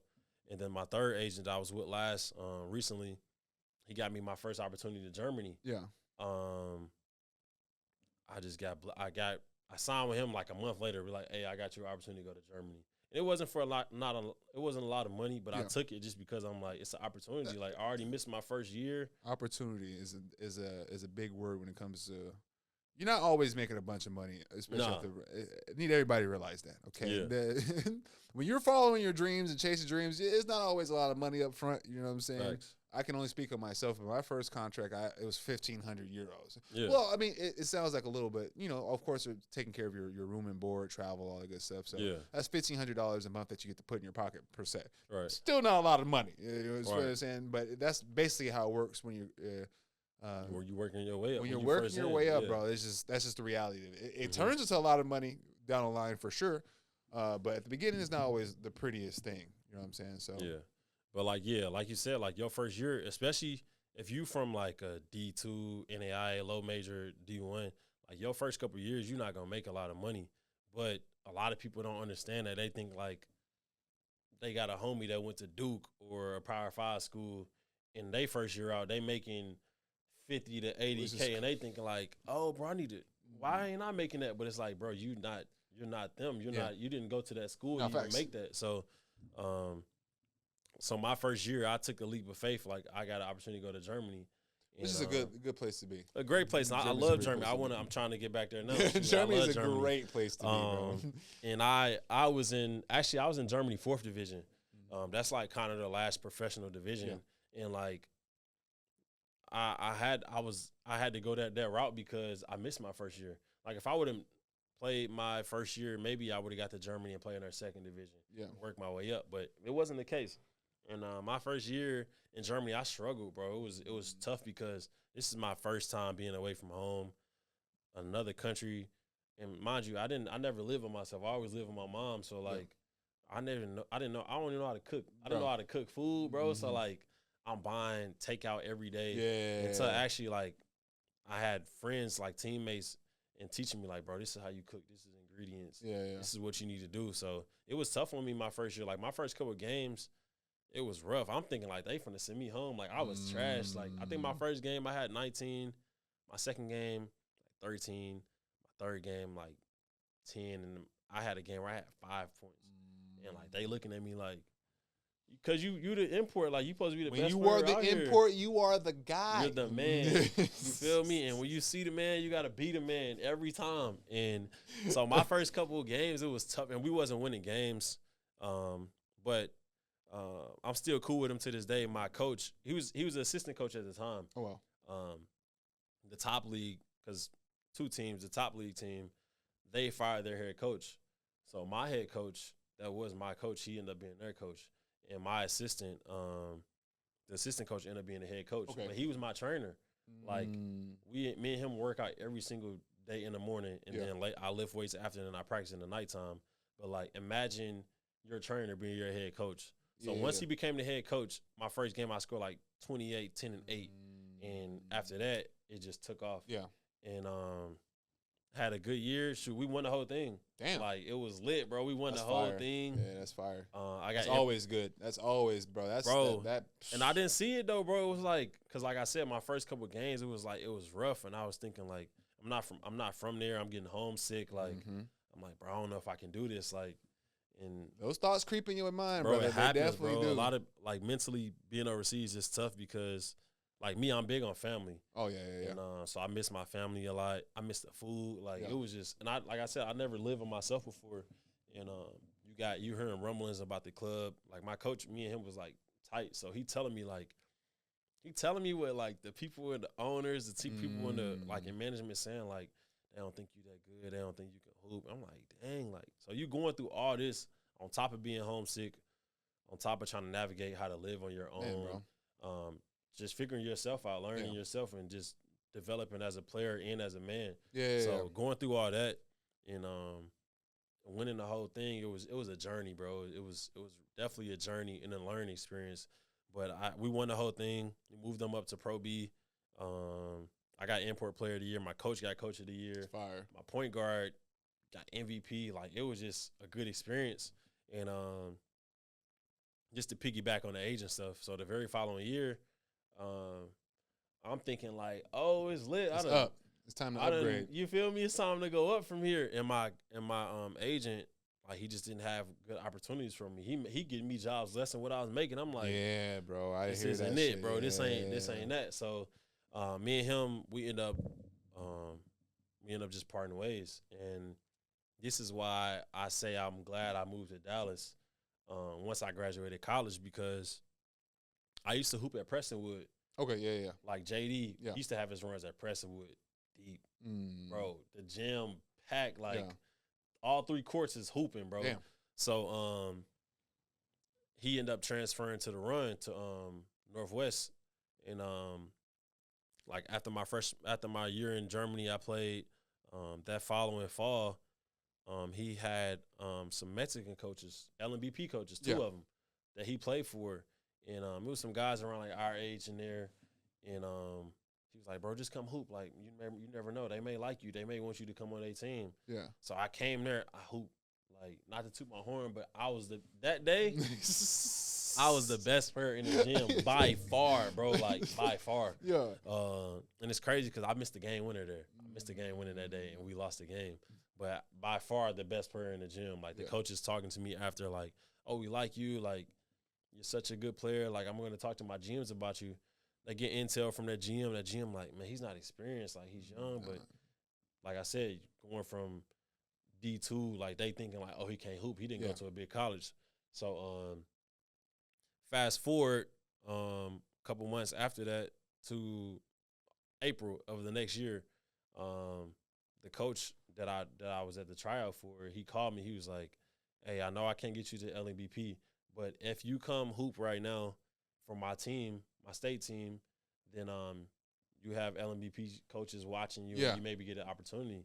So obviously I ended up firing my agent because he didn't give me that job. Yeah. Looking for an agent fee is like, no disrespect, but it's like, bro, I got this job on my own. Factual. I went out there and did my thing. But I'm just saying that to say, like, being at the Run and connecting with people. What? It happened like that for me, bro. And I didn't have an agent. So it's like some people, like, they need an agent. I didn't have an agent at this time. Like, I fired mine. And but just being around pros and just being in the gym, like, I got that opportunity just because, like, obviously I'm capable of hooping and I'm a good player. But it's just like being in Dallas connected like that, I wouldn't have got that in St. Louis. Oh, for sure not. I wouldn't in St. Louis. No shade to St. Louis. Like, I love where I'm from, but like, it's not a lot of overseas compared to Dallas. Yeah, it's night and day. It's not like you can go in the gym and see a pro in Dallas. You can't go to St. Louis and go in a Lifetime Fitness or a YMCA and see a pro. It's just not. You can't get the same hoop session. That's literally what I tell everybody, brother. And the biggest step for me, and that helped me get back overseas, was getting around more pros. Like, and that was the first thing I tried to do. Shout out to JD, but I was in that motherfucker's DMs for a year. I'm talking about just sitting there and for a year trying to get into these runs, which I understand he didn't know me. You know what I'm saying? You already got a bunch of pros in there and all that good stuff. Yeah. So it took because he plays in the Lifetime leagues and all that good stuff. And we went to like a tournament up in New York, and I played well. He was in there. We both got to a game, and I had like 30 something, and then I was giving their whole team crazy, giving their whole team work and shit like that. And then after that, he was like, "Oh, okay, you should come over to the run." Yeah, you valid. Come hoop. Yeah, you valid. And that's been the biggest bro, that run has been the biggest positive spike when it comes to my career since I basically got back on this whole like basketball journey. thing. Yeah, It's love. You're hooping with people who in the same journey as you. They either have been where you are or know somebody who's been where you are. They know the agents. They know their markets and all that good stuff. And shit, if they don't have an opportunity, there might be something that might fit you. You know what I'm saying? Because a lot of these guys are a few years into their career. Some of these guys aren't going to take some of the contracts that I would take and all that good stuff. So they're more than willing to, you know, tell me about it and tell me to send them film. You know, maybe I can get the job. So for sure, the run is without a doubt one of the best things you could do. In general, if you're somebody who's trying to get overseas, bro, get around pros. Whatever city you're in, I'm pretty sure they got some type of like Instagram, social media site where they have their highlights and all that good stuff. Hit them up. Try to get in those runs. Get around these players. Just for one, be good enough.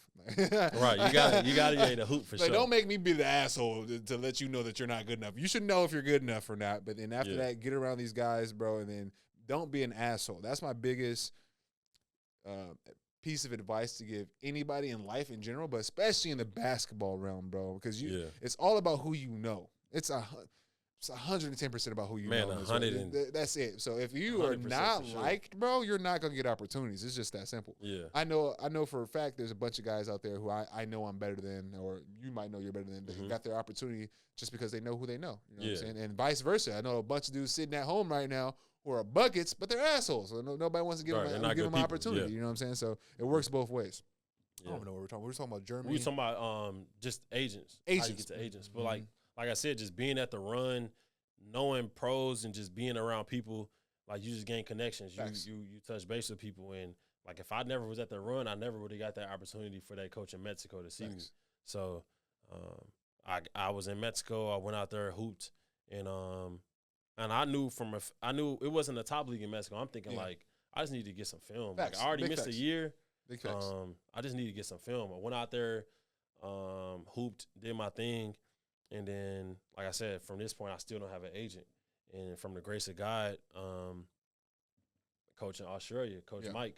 Shout out to Coach Mike, Shout man. out Coach Mike, man. Shout out to Coach Mike. Good dude, bro. One of the very first people I met in Dallas, bro, which is why I'm about to be in your messages real soon, because you still got that head coaching job. I need to talk to you, brother. Facts. But, bro, shout out to Coach Mike, man. It's funny because I knew him way before he knew me because he went viral. When he was hooping with Luka. Yeah, I seen it, but I didn't even know who he was. I didn't know who he was, and then fast forward, years down the line, he my coach, and I'm playing for him. Yeah. And whole time, bro, he from St. Louis. And I Really? didn't even know that. Yeah, he from St. Louis. Word, I did not know that at all. Yeah, Coach Mike is from St. Louis. That's so dope, bro. And so he got touched base on my film, and he was like, "Oh, I like him." And then obviously, we from St. Louis, so he started tapping in with people from St. Louis, like, "Is he a good player? What type of person is he?" Like you said, if you're a good person, people gonna vouch for you. People absolutely, bro. Look out for you. And obviously, like I said, knowing JD knew Mike. Yeah. Obviously, they're around the same age. Yeah.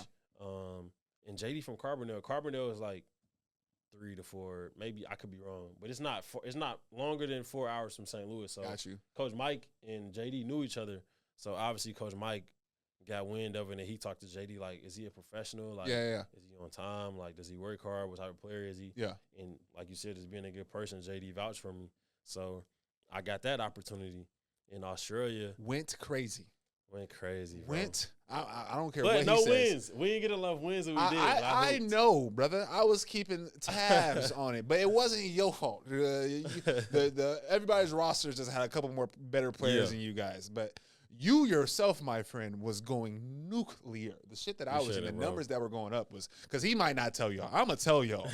He was going, the highlights I was seeing, bro, literally had me going insane. I'm like, did he took one bounce from the baseline and ended up dunking on two. I'm like, how did you even get there, bro? Like, I was so confused, bro. Putting up big numbers, bro. Please tell me about the Australia experience. Australia was lit, bro. Like, obviously, like I said before, I had the opportunity to go to Tasmania. Tasmania is like a little island right under Australia. Yeah. I had the opportunity to go there, but COVID happened, so I didn't get to play. But like I said, from the grace of God, Coach Mike got me the opportunity to play out there. And I loved it, bro. Like, I'm trying to go back now. Mm-hmm. It's such a good place. Like, I would live there. Like, if I was a millionaire, like a rich dude, bro, I would live there, bro. Like, it's just safer. It's no guns. Word. Nobody got guns, so I you like ain't got to that. worry about. I You ain't got to worry that. about I'm people sorry, shooting Texas. you. I'm so sorry, Texas. Robbing you. Not a fan. But anyways. Yeah. But it's just safe, bro. But even like the environment, like it's just a good place, bro. Yeah. You by the beach.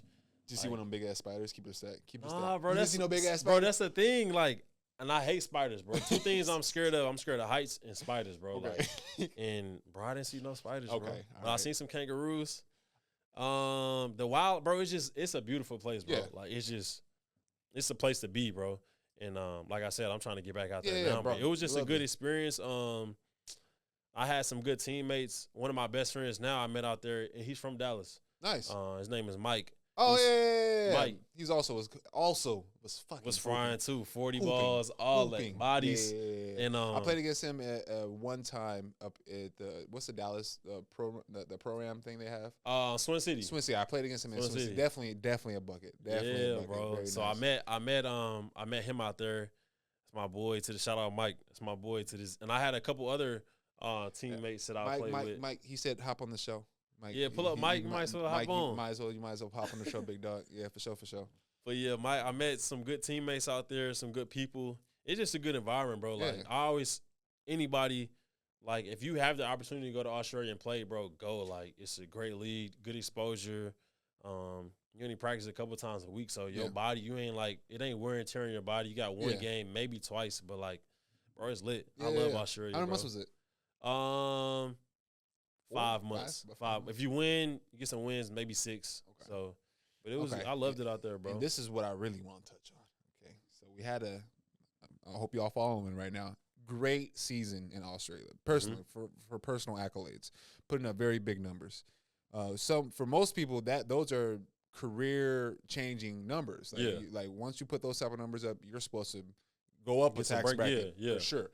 My guy gets to Mexico, man. Mexico, LMVP, top league in Mexico. Like I said, I've been keeping tabs on my guy's career for the longest because my boy gets to Mexico. Don't get the same type of love he getting out in Australia. But made something out of it. Please talk to us about that, and then I want to talk to you about the transition of being the man to being like basically a role player for the most part. Like, how does that work? It was tough because like going to Mexico, like I said, even piggybacking on the run, like Deji was my coach. Oh, shout out to Deji. One of my shout out to Deji. One of my good friends to this day still. I'm leaving Australia. He called me. He like, hey, bro, what you doing? I ain't see your name on the runs in a minute. I'm like, bro, I've been to Australia hooping. Like, I'm just not home right now. He was like, well, when you get home in Dallas, call me. So I get to Dallas. I wait like a day. I kind of got a gist of what he finna say, but I don't know like 100%. And I called him. He was like, I got an opportunity for you to come play for my team. I'm coaching them right now. Just come out here and hoop. Be yourself.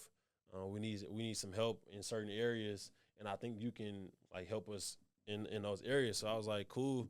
Went out there, and my role was like I'm a role player. Yeah, like talking to him, talking to the management and GM and stuff. They like he basically telling me like you ain't gonna be able to do what you did in Australia. Like I know you can hoop. Like Dage know me. Yeah, Dage like knows. we've had plenty of talks throughout the whole season. Like he know I can hoop. He know I'm a ball player. Like I'm a bucket. Not to be cocky to my horn. For sure. No. But I can hoop. Yeah. So he was like, I really need you. We need you to play defense, help us out on offense. But like as a player, like mentally, it's tough. Like man, I just came from 20 plus points a game. My best ball that I played in my life, in my opinion. Yeah. And until somebody telling me like, nah, you got to be off ball. I didn't usually play defense to go to the corner. 3 or D, which I thought I was ready for, but like mentally, and like I'm vulnerable and like I'm confident in myself to say it's like my confidence out there was like it was shot, bro. Yeah, like playing defense and then somebody telling you to go to the corner and like me, my game, like I can shoot, but I'm not like I need a rhythm. Like I need to dribble. Yeah, I need to get a layup. I need to get to the free throw line. I need to come off a ball screen. But like once you get into like certain roles and like once you get to a certain level, not even a certain level, but like once you be playing team ball and you have to adjust your game for the team, that's when you just gotta be a pro. Yeah. And I had to be that. And it was tough for me because like me and Dage, even JD, because he was on my team too, we had talks. I'm like, bro, I don't like, I love basketball, but, like, I'm not myself. I don't feel comfortable. Like, he was like, bro, you just in your head. You just have to get out of it. And for me, it was tough. Like, my first month, I was thinking, like, bro, I'm finna get sent home. Yeah. Because it was at one point, I was in the doghouse. I wasn't playing. I'm getting, like, 3 minutes, 7 minutes. Oh, I was watching, brother. I was like, what is going on? I wasn't playing, I was bro. so confused. I wasn't playing, and it hindered me. It started creeping to my mind, like, dang, can I shoot? Can I dribble? Can I score? I'm out there missing layups. Like, I'm missing dunks. I'm like, bro, I'm not myself. I don't feel comfortable. Yeah. And after a while, I'm like, I'm going to just stop fighting the grain. Not like I'm getting in the game and just trying to be myself. I'm like, this is what the team need. I'm going to just lock in and do that. So once I was out there, and my teammates, they knew I could hoop, but they don't really know me for real. Like, I'm coming into the season. They already played 18 games. I'm about to say they played a minute. They already played. They already been playing, so like they already in a groove of like, oh, this the man on the team. This your role. This his role. So like I come in my first game, he draw the game-winning playoff for me to win the game, and I wasn't ready. Like I came in, I didn't have a rhythm. Like because I'm used to having a ball in my hand, playing, being able to make mistakes. I come to there. I get the game when they play for me. I wasn't ready because it's like I'm not used to this role. I'm not used to not having the ball and being thrown into the fire like that, you know? So it's not easy. It's not That's easy. That's just not easy, bro. It's not easy. But I learned a lot because I knew that I can adjust to any role. Yeah. Just being myself and figuring it out, bro. I had to be a pro. Yeah. And it was tough though. It's very tough. Like I said, averaging 20+ points. Being able to make mistakes, having the ball in your hands until like, no, you just need to go guard the best player and run to the corner and spot up and make cuts and stuff. I was like, man, I just came from getting a basket, so it's like that's definitely one of the biggest things I'm still trying to learn, bro, because that was similar to the situation I had in Mexico. But that's the thing that if you're watching this right now, like if you are the nicest mug on your men's league team, you know what I'm saying? Or you out here in the rec league going crazy. You're not doing none of that. Once you get to certain levels of basketball, bro, they don't need it. They don't need that guy that's gonna come down and shoot the ball 25 times. Right. Or at least those aren't the ones that's getting paid. I'm gonna keep it a stack with you. The dudes who are getting paid or who can do the same thing consistently, they have a role, they have a niche, they have a specialty. The 3-and-Ds, the rebound guys, the bigs that just set screens and get rebounds and deflections, or just shooters, just straight shooters and stuff like that. Those guys have way longer careers than the guys who are just buckets. Right. Look at the numbers yourself. I promise you. Like the Kyle Korvers of the world are lasting a whole lot longer than the John Walls. 15+ years. You feel what I'm saying, bro? Like that's where you get the money. Of course, you get like big paychecks or whatever, but the longevity of the game is. Okay, I can do different things in different. This team needs me to be 3-and-D. Okay, but I can do that, no problems. But oh, you need me to be the man on this team? Oh, I got that in the bag too. Right, is being able to flip that on, flip it off whenever you need to. Those are the best pros, bro. Especially able to do that and swallow your pride. That's the biggest one. Man, tough, bro. That's the biggest one right there. But that's what I wanted to know because I like I said, I've been keeping tabs since you left to Australia, bro. I'm like, oh, my man's just killing. And then I think I was in Mexico the same time you was in Mexico.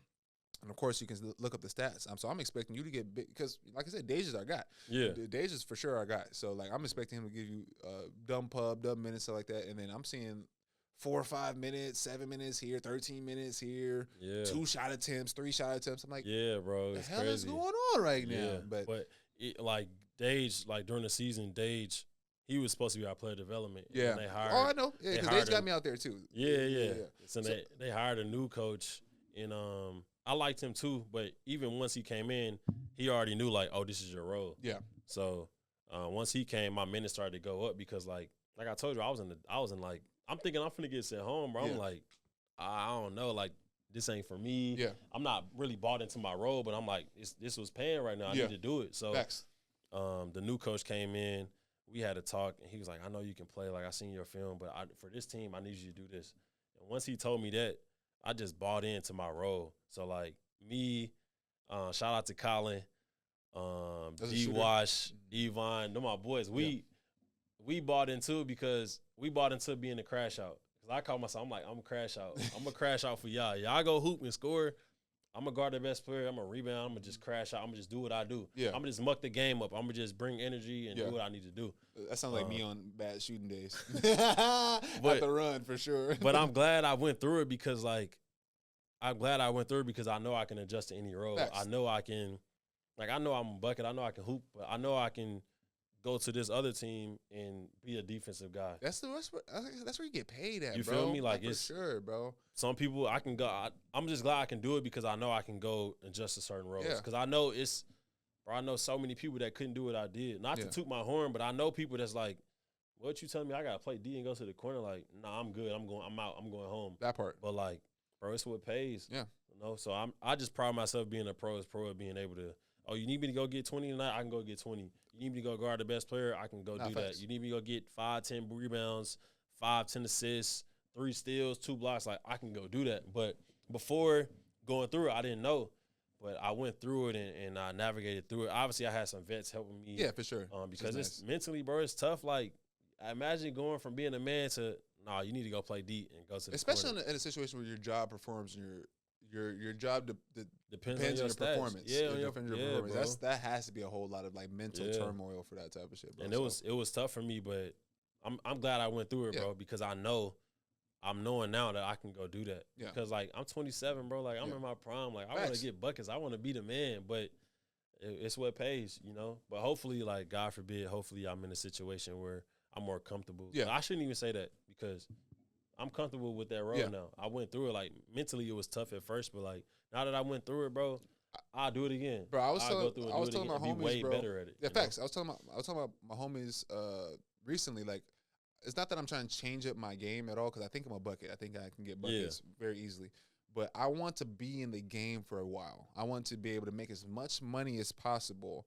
And quite frankly, that's not me getting a whole bunch of buckets. That's me being able to play in a system, be like you just said, be able to adjust roles, change roles. I want to be able to lock up whoever you tell me to go lock up. I want to be a person. Strapped in. I need to be that person. I want to be that person. I also want to be able to knock down open jumpers. So those two things have to be a part of my game going forward, and not just being able to get a bucket and all that type of stuff. So I definitely get it, bro. It definitely makes sense. And kudos to you, bro, because like you said, it is not easy to do that shit. Athletes are prideful human beings, man. Bro. Egos, bro. Egos, bro. And that's how we get paid. That's how we get to where we're supposed to get to, is our ego. So that being challenged in that type of way and being able to make something like that, that's definitely dope. So kudos to you. What is going on now? We just got back from Mexico maybe a month ago, a little less than a month. November 1st. November 1st, my first day back. 3 weeks. Two, 3 weeks. About 2-3 weeks. Yeah. Okay, cool. I've been back from Mexico for about a month because I got cut. I didn't get sent home at the end of the season. I got cut, you know what I'm saying? One of the worst teams in the league. Everybody got cut on that season, even the coach. So, you know, it is what it is. But since I've been back, bro, I ain't been doing nothing. I've been hooping. I ain't been in the lab. I've been missing. So my thing for the runs, you know what I'm saying? I am a competitor and I'm a defender, and I take tough shots. That's my thing. If you know me, you know I take just a lot hooping. You just playing your game. You hooping. Yeah, but I also take some tough ones. I'm Mr. Double Step Back, 3-point, like over 2 people type of guy. That's definitely my game. But as of recently, I haven't been making those shots. So if you're a tough shot maker and taker, and you're not making those shots, you look really bad. So over the last couple weeks, like I said, I've been sitting on my ass, bro, since I've been back from Mexico. Both through mentally and physically, I need to sit down a little bit and not put so much stress on my body. But I've been on the devil's lettuce. You know what I'm saying? If you know, you know. I've been on the devil's lettuce a little bit. Trying to off season, relax. Yeah, Okay, relax. Sure. Off season. So I'm just now getting back into the flow of getting back in shape and getting ready to like pursue another contract pretty soon. Well, I've already signed. Getting ready to go back to my next contract back in Mexico in the beginning of next year. So what does your off season look like now that you've been back home for a few weeks? When do you start ramping up, getting your work in? What does that look like? Well, see, this is the thing. So after I was in Australia, I was there for like 2 weeks after the season, after we our season was over. So I was there for 2 weeks. And I was chilling, bro, and I kind of regret it because once I got to Mexico, I was out of rhythm. And them motherfuckers, that high elevation. Man, that altitude is, bro, you feel it. You feel it, bro. So I was out of rhythm, and going into that, like, it took me a little while to get back to normal playing. Yeah, for sure. Like, fatigue. So I always tell myself now, like, I don't want that to happen again. Facts. So now Facts. I took a week off. And my off season, I like I took a week off. I'll be chilling. I work out. I'll just go on my day. Depending on the day, I go to the runs. I hoop. After I lift weights, and then I go back to the gym and shoot and sauna. Yeah. But obviously, like the devil's lettuce, I'm chill. I kick back. Out. You know what I'm saying? Kick back but sure. Only off season. Relax, guys. In season, no go. Off season, because I feel like it helps me, bro. Like, and I'm big on like I'm 27, bro. I'm a man, bro. Like this works for me. I'm gonna keep doing it, you know. So it's therapy for me, bro. Like listen, guys. Your favorite athlete. Your favorite player's favorite player, your favorite athlete is on the devil's lettuce as we speak. I'm telling you. I need this taboo to get taken off. They didn't took it off the banned substance list for basically every sport. Yeah. I feel like as an athletic culture, we need to just be able to talk about it a little bit more freely. Yeah. Because like I said, we're all doing it for the most part. As long as you're not abusing it and making yourself worse from it, you know what I'm saying? Use it responsibly. I think we should be able to talk about it a little bit. That's just me. That's just how I personally feel about it. Sure. I ain't hurting nobody, bro. I'm at the crib. I ain't hurting nobody. I'm chilling, bro. I'm chilling. This is my therapy. This is my form of therapy. Everybody else got their form of what they do and what works for them. This is what works for me. This is my therapy. After the end of the day, and once I finish working out, weight room. For one, you earned it too. Yeah, you done earned it. You feel me, bro? Like this is my time to kick back and listen to music and do your thug and reflect. Sure. You know what I'm saying? Like kick back and chill, bro. That's fire. You know? That's fire. Okay, because I always get questions on what does like an everyday life look like.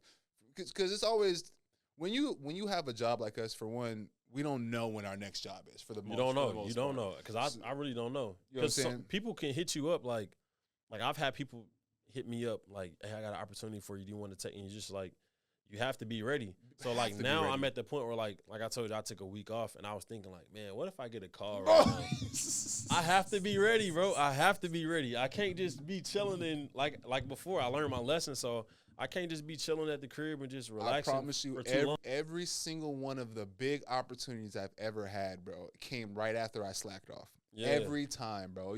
I could put a pin to it. If I feel myself slacking, I bet you somebody's about to call me about an opportunity. Man. Guaranteed. That's why I was gonna take like a 2 week off, and then I was like, nah, bro. I could get a call at any moment. Right now, bro. And if people like who at home and watching, if you don't know, like overseas in Europe in particular, like this is the wave of like people like for us since we played in Mexico.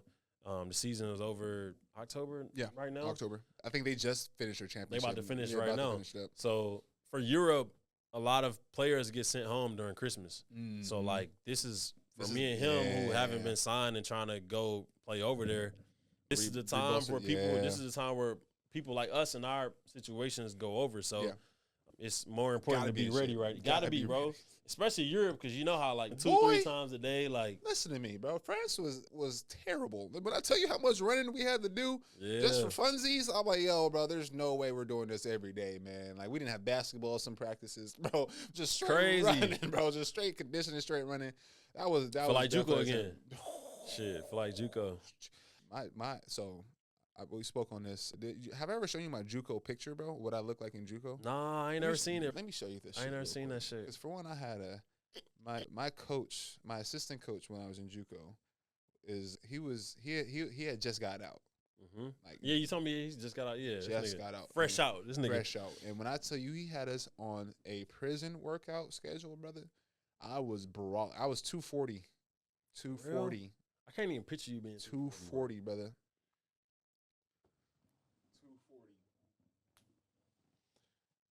No way. I swear to you, brother. You jacked, though. Jacked like a motherfucker. Jacked, I ain't gonna brother. fake it, nigga. You jacked, brother. We were in the weight room, brother. I'm talking about hour and a half every day, Monday through Friday. And then after that, we're doing heavy conditioning. I'm talking about running and then practice after that shit, bro. Yeah, my body was so broken down. Like, I don't think I got anything beneficial from that shit. Like, at all, bro. Like, other than, like, mentality. Like, I can, to this day, bro, like, in the practice, I'm not going to give up on the practice. Like, I'm just going to die. I'm just going to die on the court. I'm not about to tap out, nothing like that. And that's from that.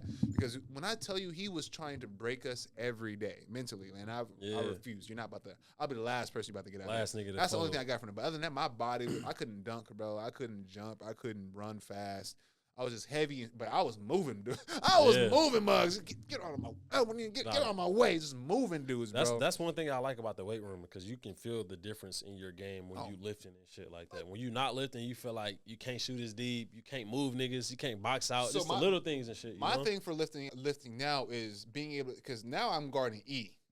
So now I'm guarding dudes like who know how to use their body and use, they're like real pros now. Like E will. Like, it's not about the first 3 possessions we eat. It's about the 4th, 5th quarter when we playing at the run.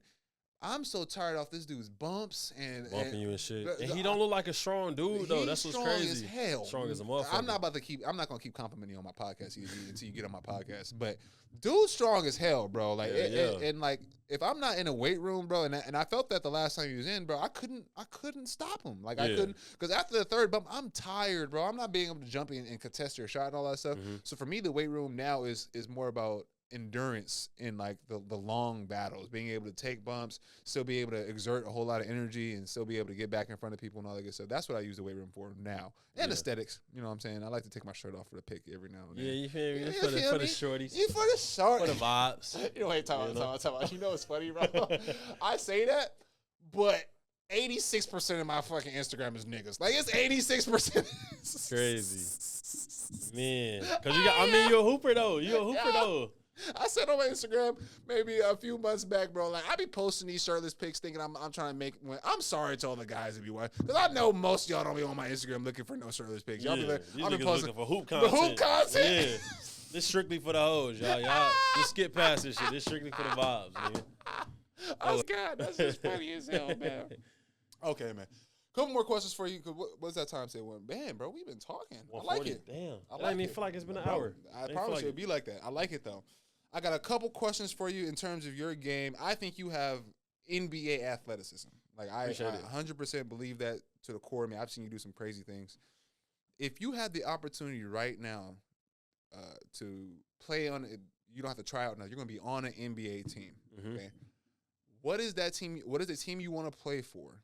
Okay. And given that you get 1 day, a 1 day tryout, a 1 game tryout, what are your stats looking like? Say you play against, I'm gonna say Detroit Pistons because that's been the laughing stock of the league as of late. But it's more so like the Blazers. But like a team like a bottom level team like a Blazers or Detroit. What is your stat line looking like playing for an NBA team right now? Depending on the minutes. Let's say you're getting starter minutes. I'm talking about 30 minutes. 30 plus. It's a real tryout. If I get 30 plus, I'm at least getting 10 to 15.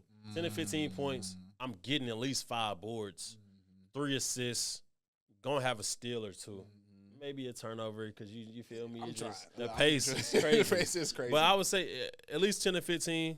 I want 5 rebounds. I want to see you in that open space because I don't think people realize because Luka says it all the time. It's so much easier to score in the league than it is to score overseas and in Europe and stuff like that for a reason. You can't sit in the paint. You know what I'm saying in the league and all that good stuff. So if you have any type of real athleticism and you have a little bit of a handle, you can get some highlights in the league. Yeah, you can get a bucket. You can get a bucket. And that's why I be telling like people who play football, they think they can come hoop. Like, bro, it's a skill to dribble. It's a skill to shoot.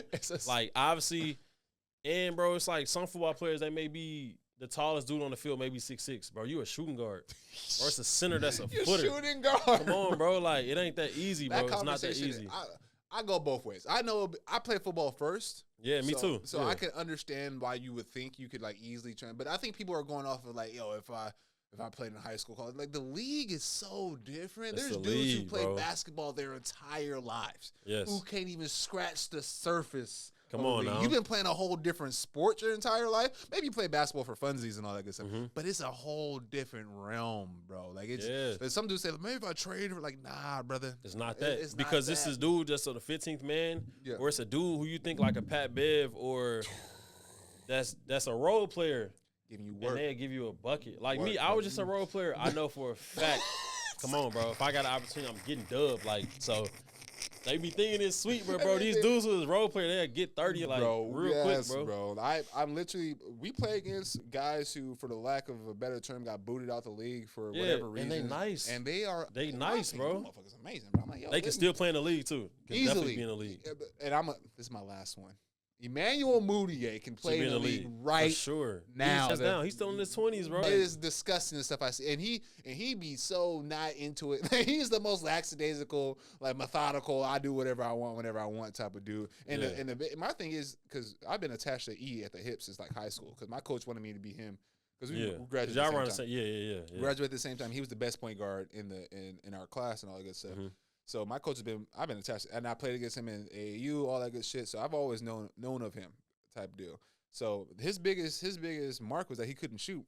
That motherfucker can shoot. Got a burner. I'd be so confused, bro. Yeah, like, what are y'all talking about? I don't understand the league.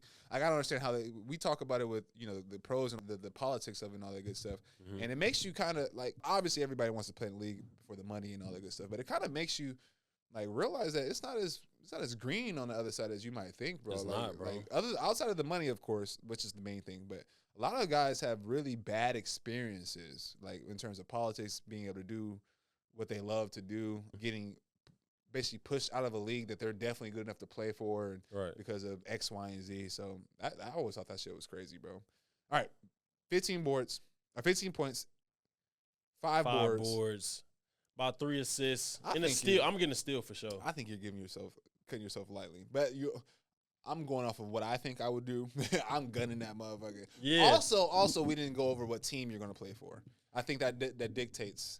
If I was with my dream, my favorite team growing up was the Celtics. When I was a kid, my favorite player was Rajon Rondo. So that's when I was a point guard. That was like my favorite. Bro, I love Rondo, bro. That's crazy. And like I told you, growing up, I wasn't like an NBA kid. So like when I first started watching hoops was when the Celtics won in 07 and 08. And I'm a point guard at the time. I'm thinking like, oh, he throwing it behind the back and he doing all that. I'm like, bro, I want to be him. That's funny. So my favorite team, obviously the Celtics. Celtics right now. Yeah, but I'm saying this a fan. If I would be the Celtics, but I would probably play for the Heat, just because their culture, like, God, they got the underdog stories, they got the hard workers, they got a D2 player on that team right now. So it's just like they do. Hay Smith, right? Hay Smith, yeah. Even like they got undrafted guys like Caleb Martin, like they just have a history of producing with undrafted guys. I do like that actually. Low round picks. So I would probably want to play with them. Okay. Just because the way they play, they're a grit and grind team. So I probably the Heat for sure. Okay. Who's your GOAT? LeBron. Easy. Thank you, brother. I appreciate that. James I appreciate that. You feel me? I really appreciate that because the other rhetoric is ridiculous at this point. Yeah. My man just had 4 triple doubles back to back. At 40. At 40, brother. Got his son on it. Got his son on the team. What are we talking about right now, brother? What are we talking about? Look, all jokes aside, I understand y'all arguments because y'all grew up with him. That's the only thing y'all saw and all that good stuff. But just a quick look. If you just use your eyes, you know what I'm saying? Come on now. What are we talking about? The competition where you were playing against, the style of play is different. They had different rules because that allowed Jordan to do some crazy. You weren't allowed to double team. You weren't allowed to send doubles. And like, what are we talking about right now, guys? Respectfully. But I'm going to die on this hill. I already know I am. What I'm not looking forward to. I said this on my Instagram a few weeks back. What I'm not looking for is because I'm a diehard LeBron fan. Me too, for sure. Like that's my GOAT, bro. Brother, like, keep that in mind, brother. All right, I'm so happy you said that because it's gonna come pretty soon where we're gonna have to defend. It's gonna be that. We're gonna be some kids that's saying no. Jared McCain or somebody. No. Wrong. No. We are about to have to protect our king from all these allegations, these Diddy allegations. Yeah, he did go to the party. He was at the party, brother. And it's documented. Whoa. It's on camera. It's on camera. I know you old heads are going to be coming for my king's crown pretty soon because of this. Facts. And I will I hope the evidence is not too bad. But we are going to have to defend LeBron pretty soon coming up because those daily allegations are wild. They coming out too. They're coming out. They coming out too for sure. Like mandatory. They're coming out, bro. It's no hiding. Especially what they saying he on, bro. It's no hiding, bro. I'm so scared, bro. I'm so scared. Bro. I gotta protect my man, bro. Oh, bullshit. Okay, your GOAT, your team, or what's your stats you think you play on a team? What is your favorite style of play? And by that I mean NBA, Europe. I think Mexico is different from Europe too, and then the Asian way market, more physical type shit. What so far? What do you think your favorite style of play in terms of like It's crazy saying this because I'm not in the league with NBA. Just because the pace and space, like bro, they putting up on average over 110 a game, bro. Like you getting them. You up and down, and for me, I'm an athlete. Like I'm trying to run. I want to get out and run anyways, and shoot threes, dunk, get to the cup. You know what I'm saying? So I'll probably say NBA for sure. I like Europe, but it's like it feels too much like college, bro. Yeah, it's too much college. And Europe, I like Europe. I'm trying to go play in Europe now, but it's just like the style is just different, bro. But in terms of like viewership, like I personally would like personal performances a little bit better than team performances. Like it's just more entertaining to me to see a guy go for 40 than see 6 people on the same team go for 10. Go for 10, like, for me, it's not. It's dope to watch though. Like they playing real team ball. You can tell they got a strategy to what they got to do. That's for sure. But I can understand like in terms of being a fan, which is more appealing. And as a basketball player, for sure NBA because that shit.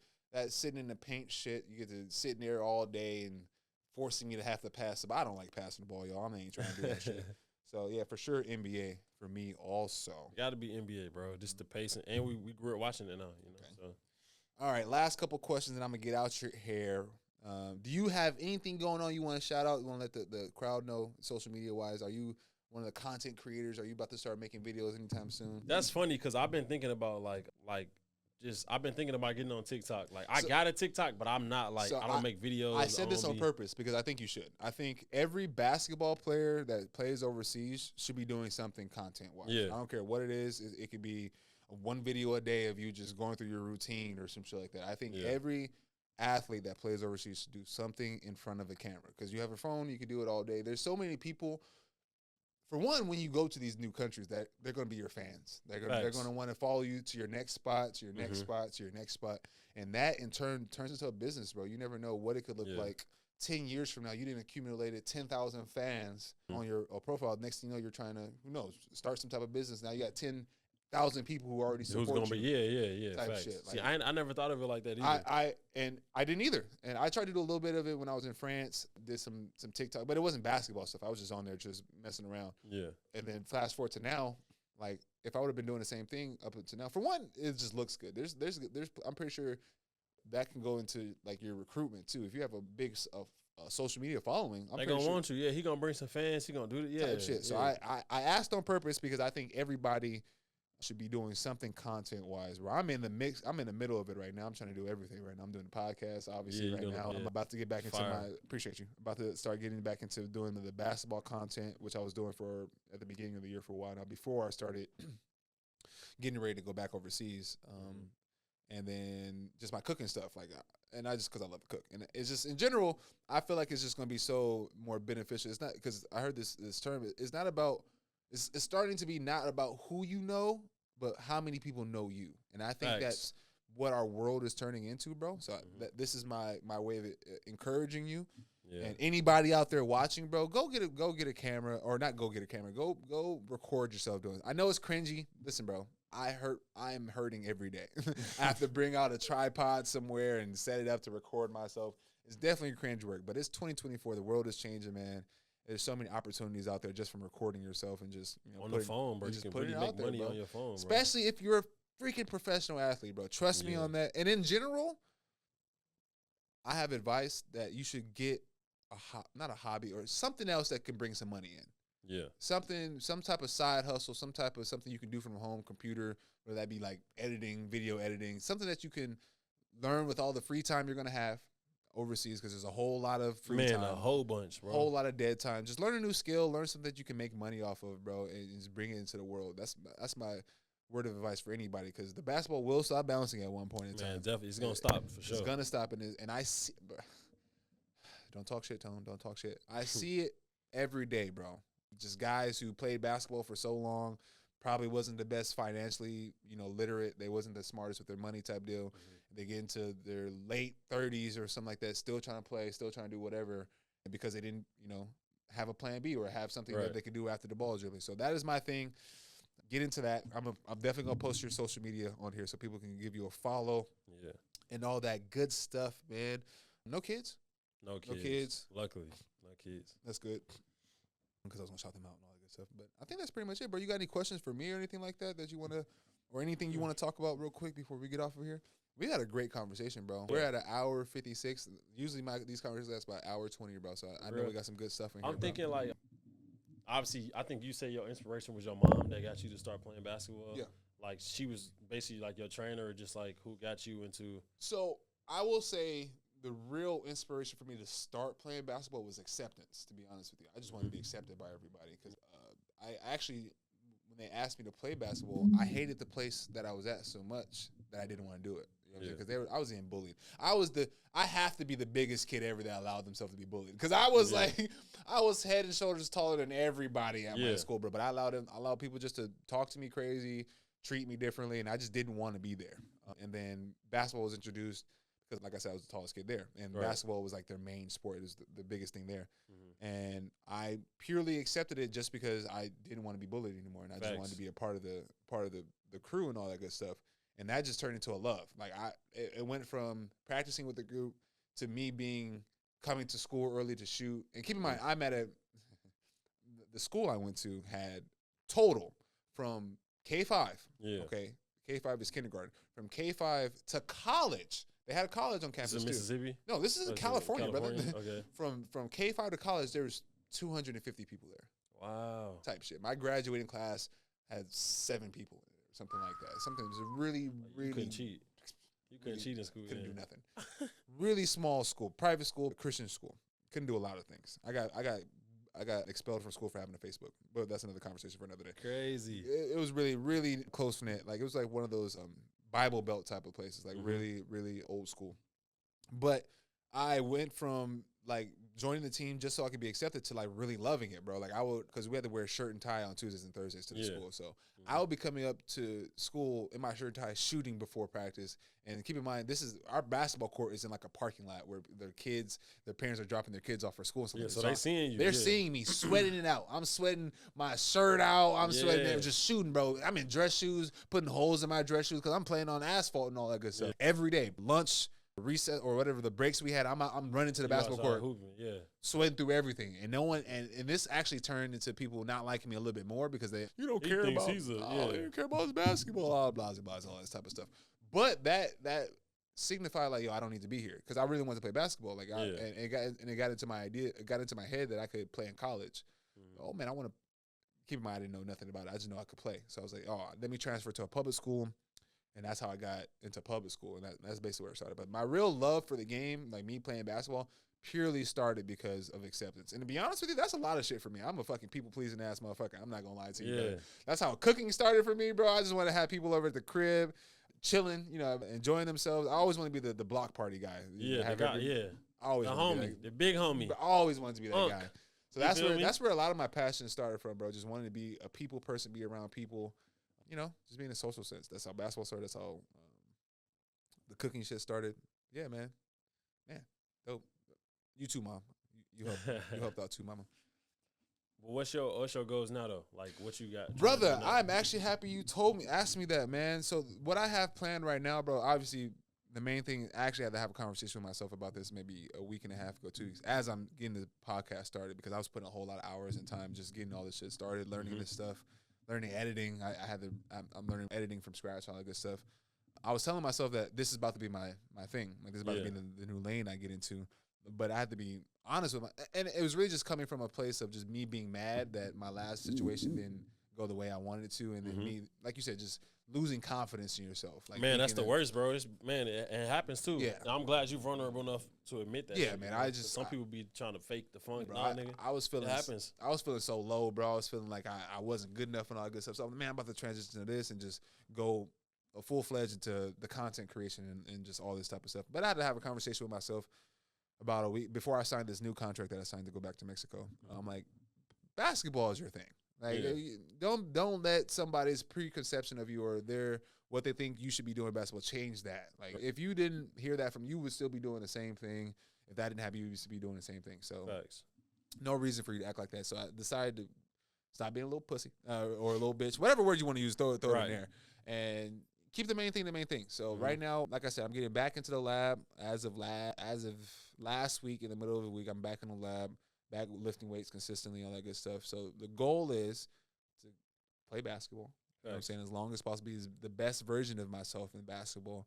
I want to keep getting better too. Like because I play in men's leagues now too. And my biggest thing in these men's leagues, bro, I have so much respect. Shout out to Ultimate Hoops. I shouted y'all last week. I'm gonna shout you guys again. I play with guys in this men's league, bro. 9 to 5 guys who really have 9 to 5s, or they own a business or whatever. You know, some of them have money and all that good stuff, but they're still good at basketball. They can still hoop. They can still hoop, bro. Yeah. And it's like they tell me themselves they're better now than they were because they just still love the game, bro. Type stuff. And I want to be that. Like I want to continue to be better at basketball. I love it that much where I still want to be, you know, on some Bron shit, you know, shit. Like you know what I'm saying. Maybe not to the extent of Bron. You know what I'm saying. Like once I hit 40, I don't think I want to be striving to be that great.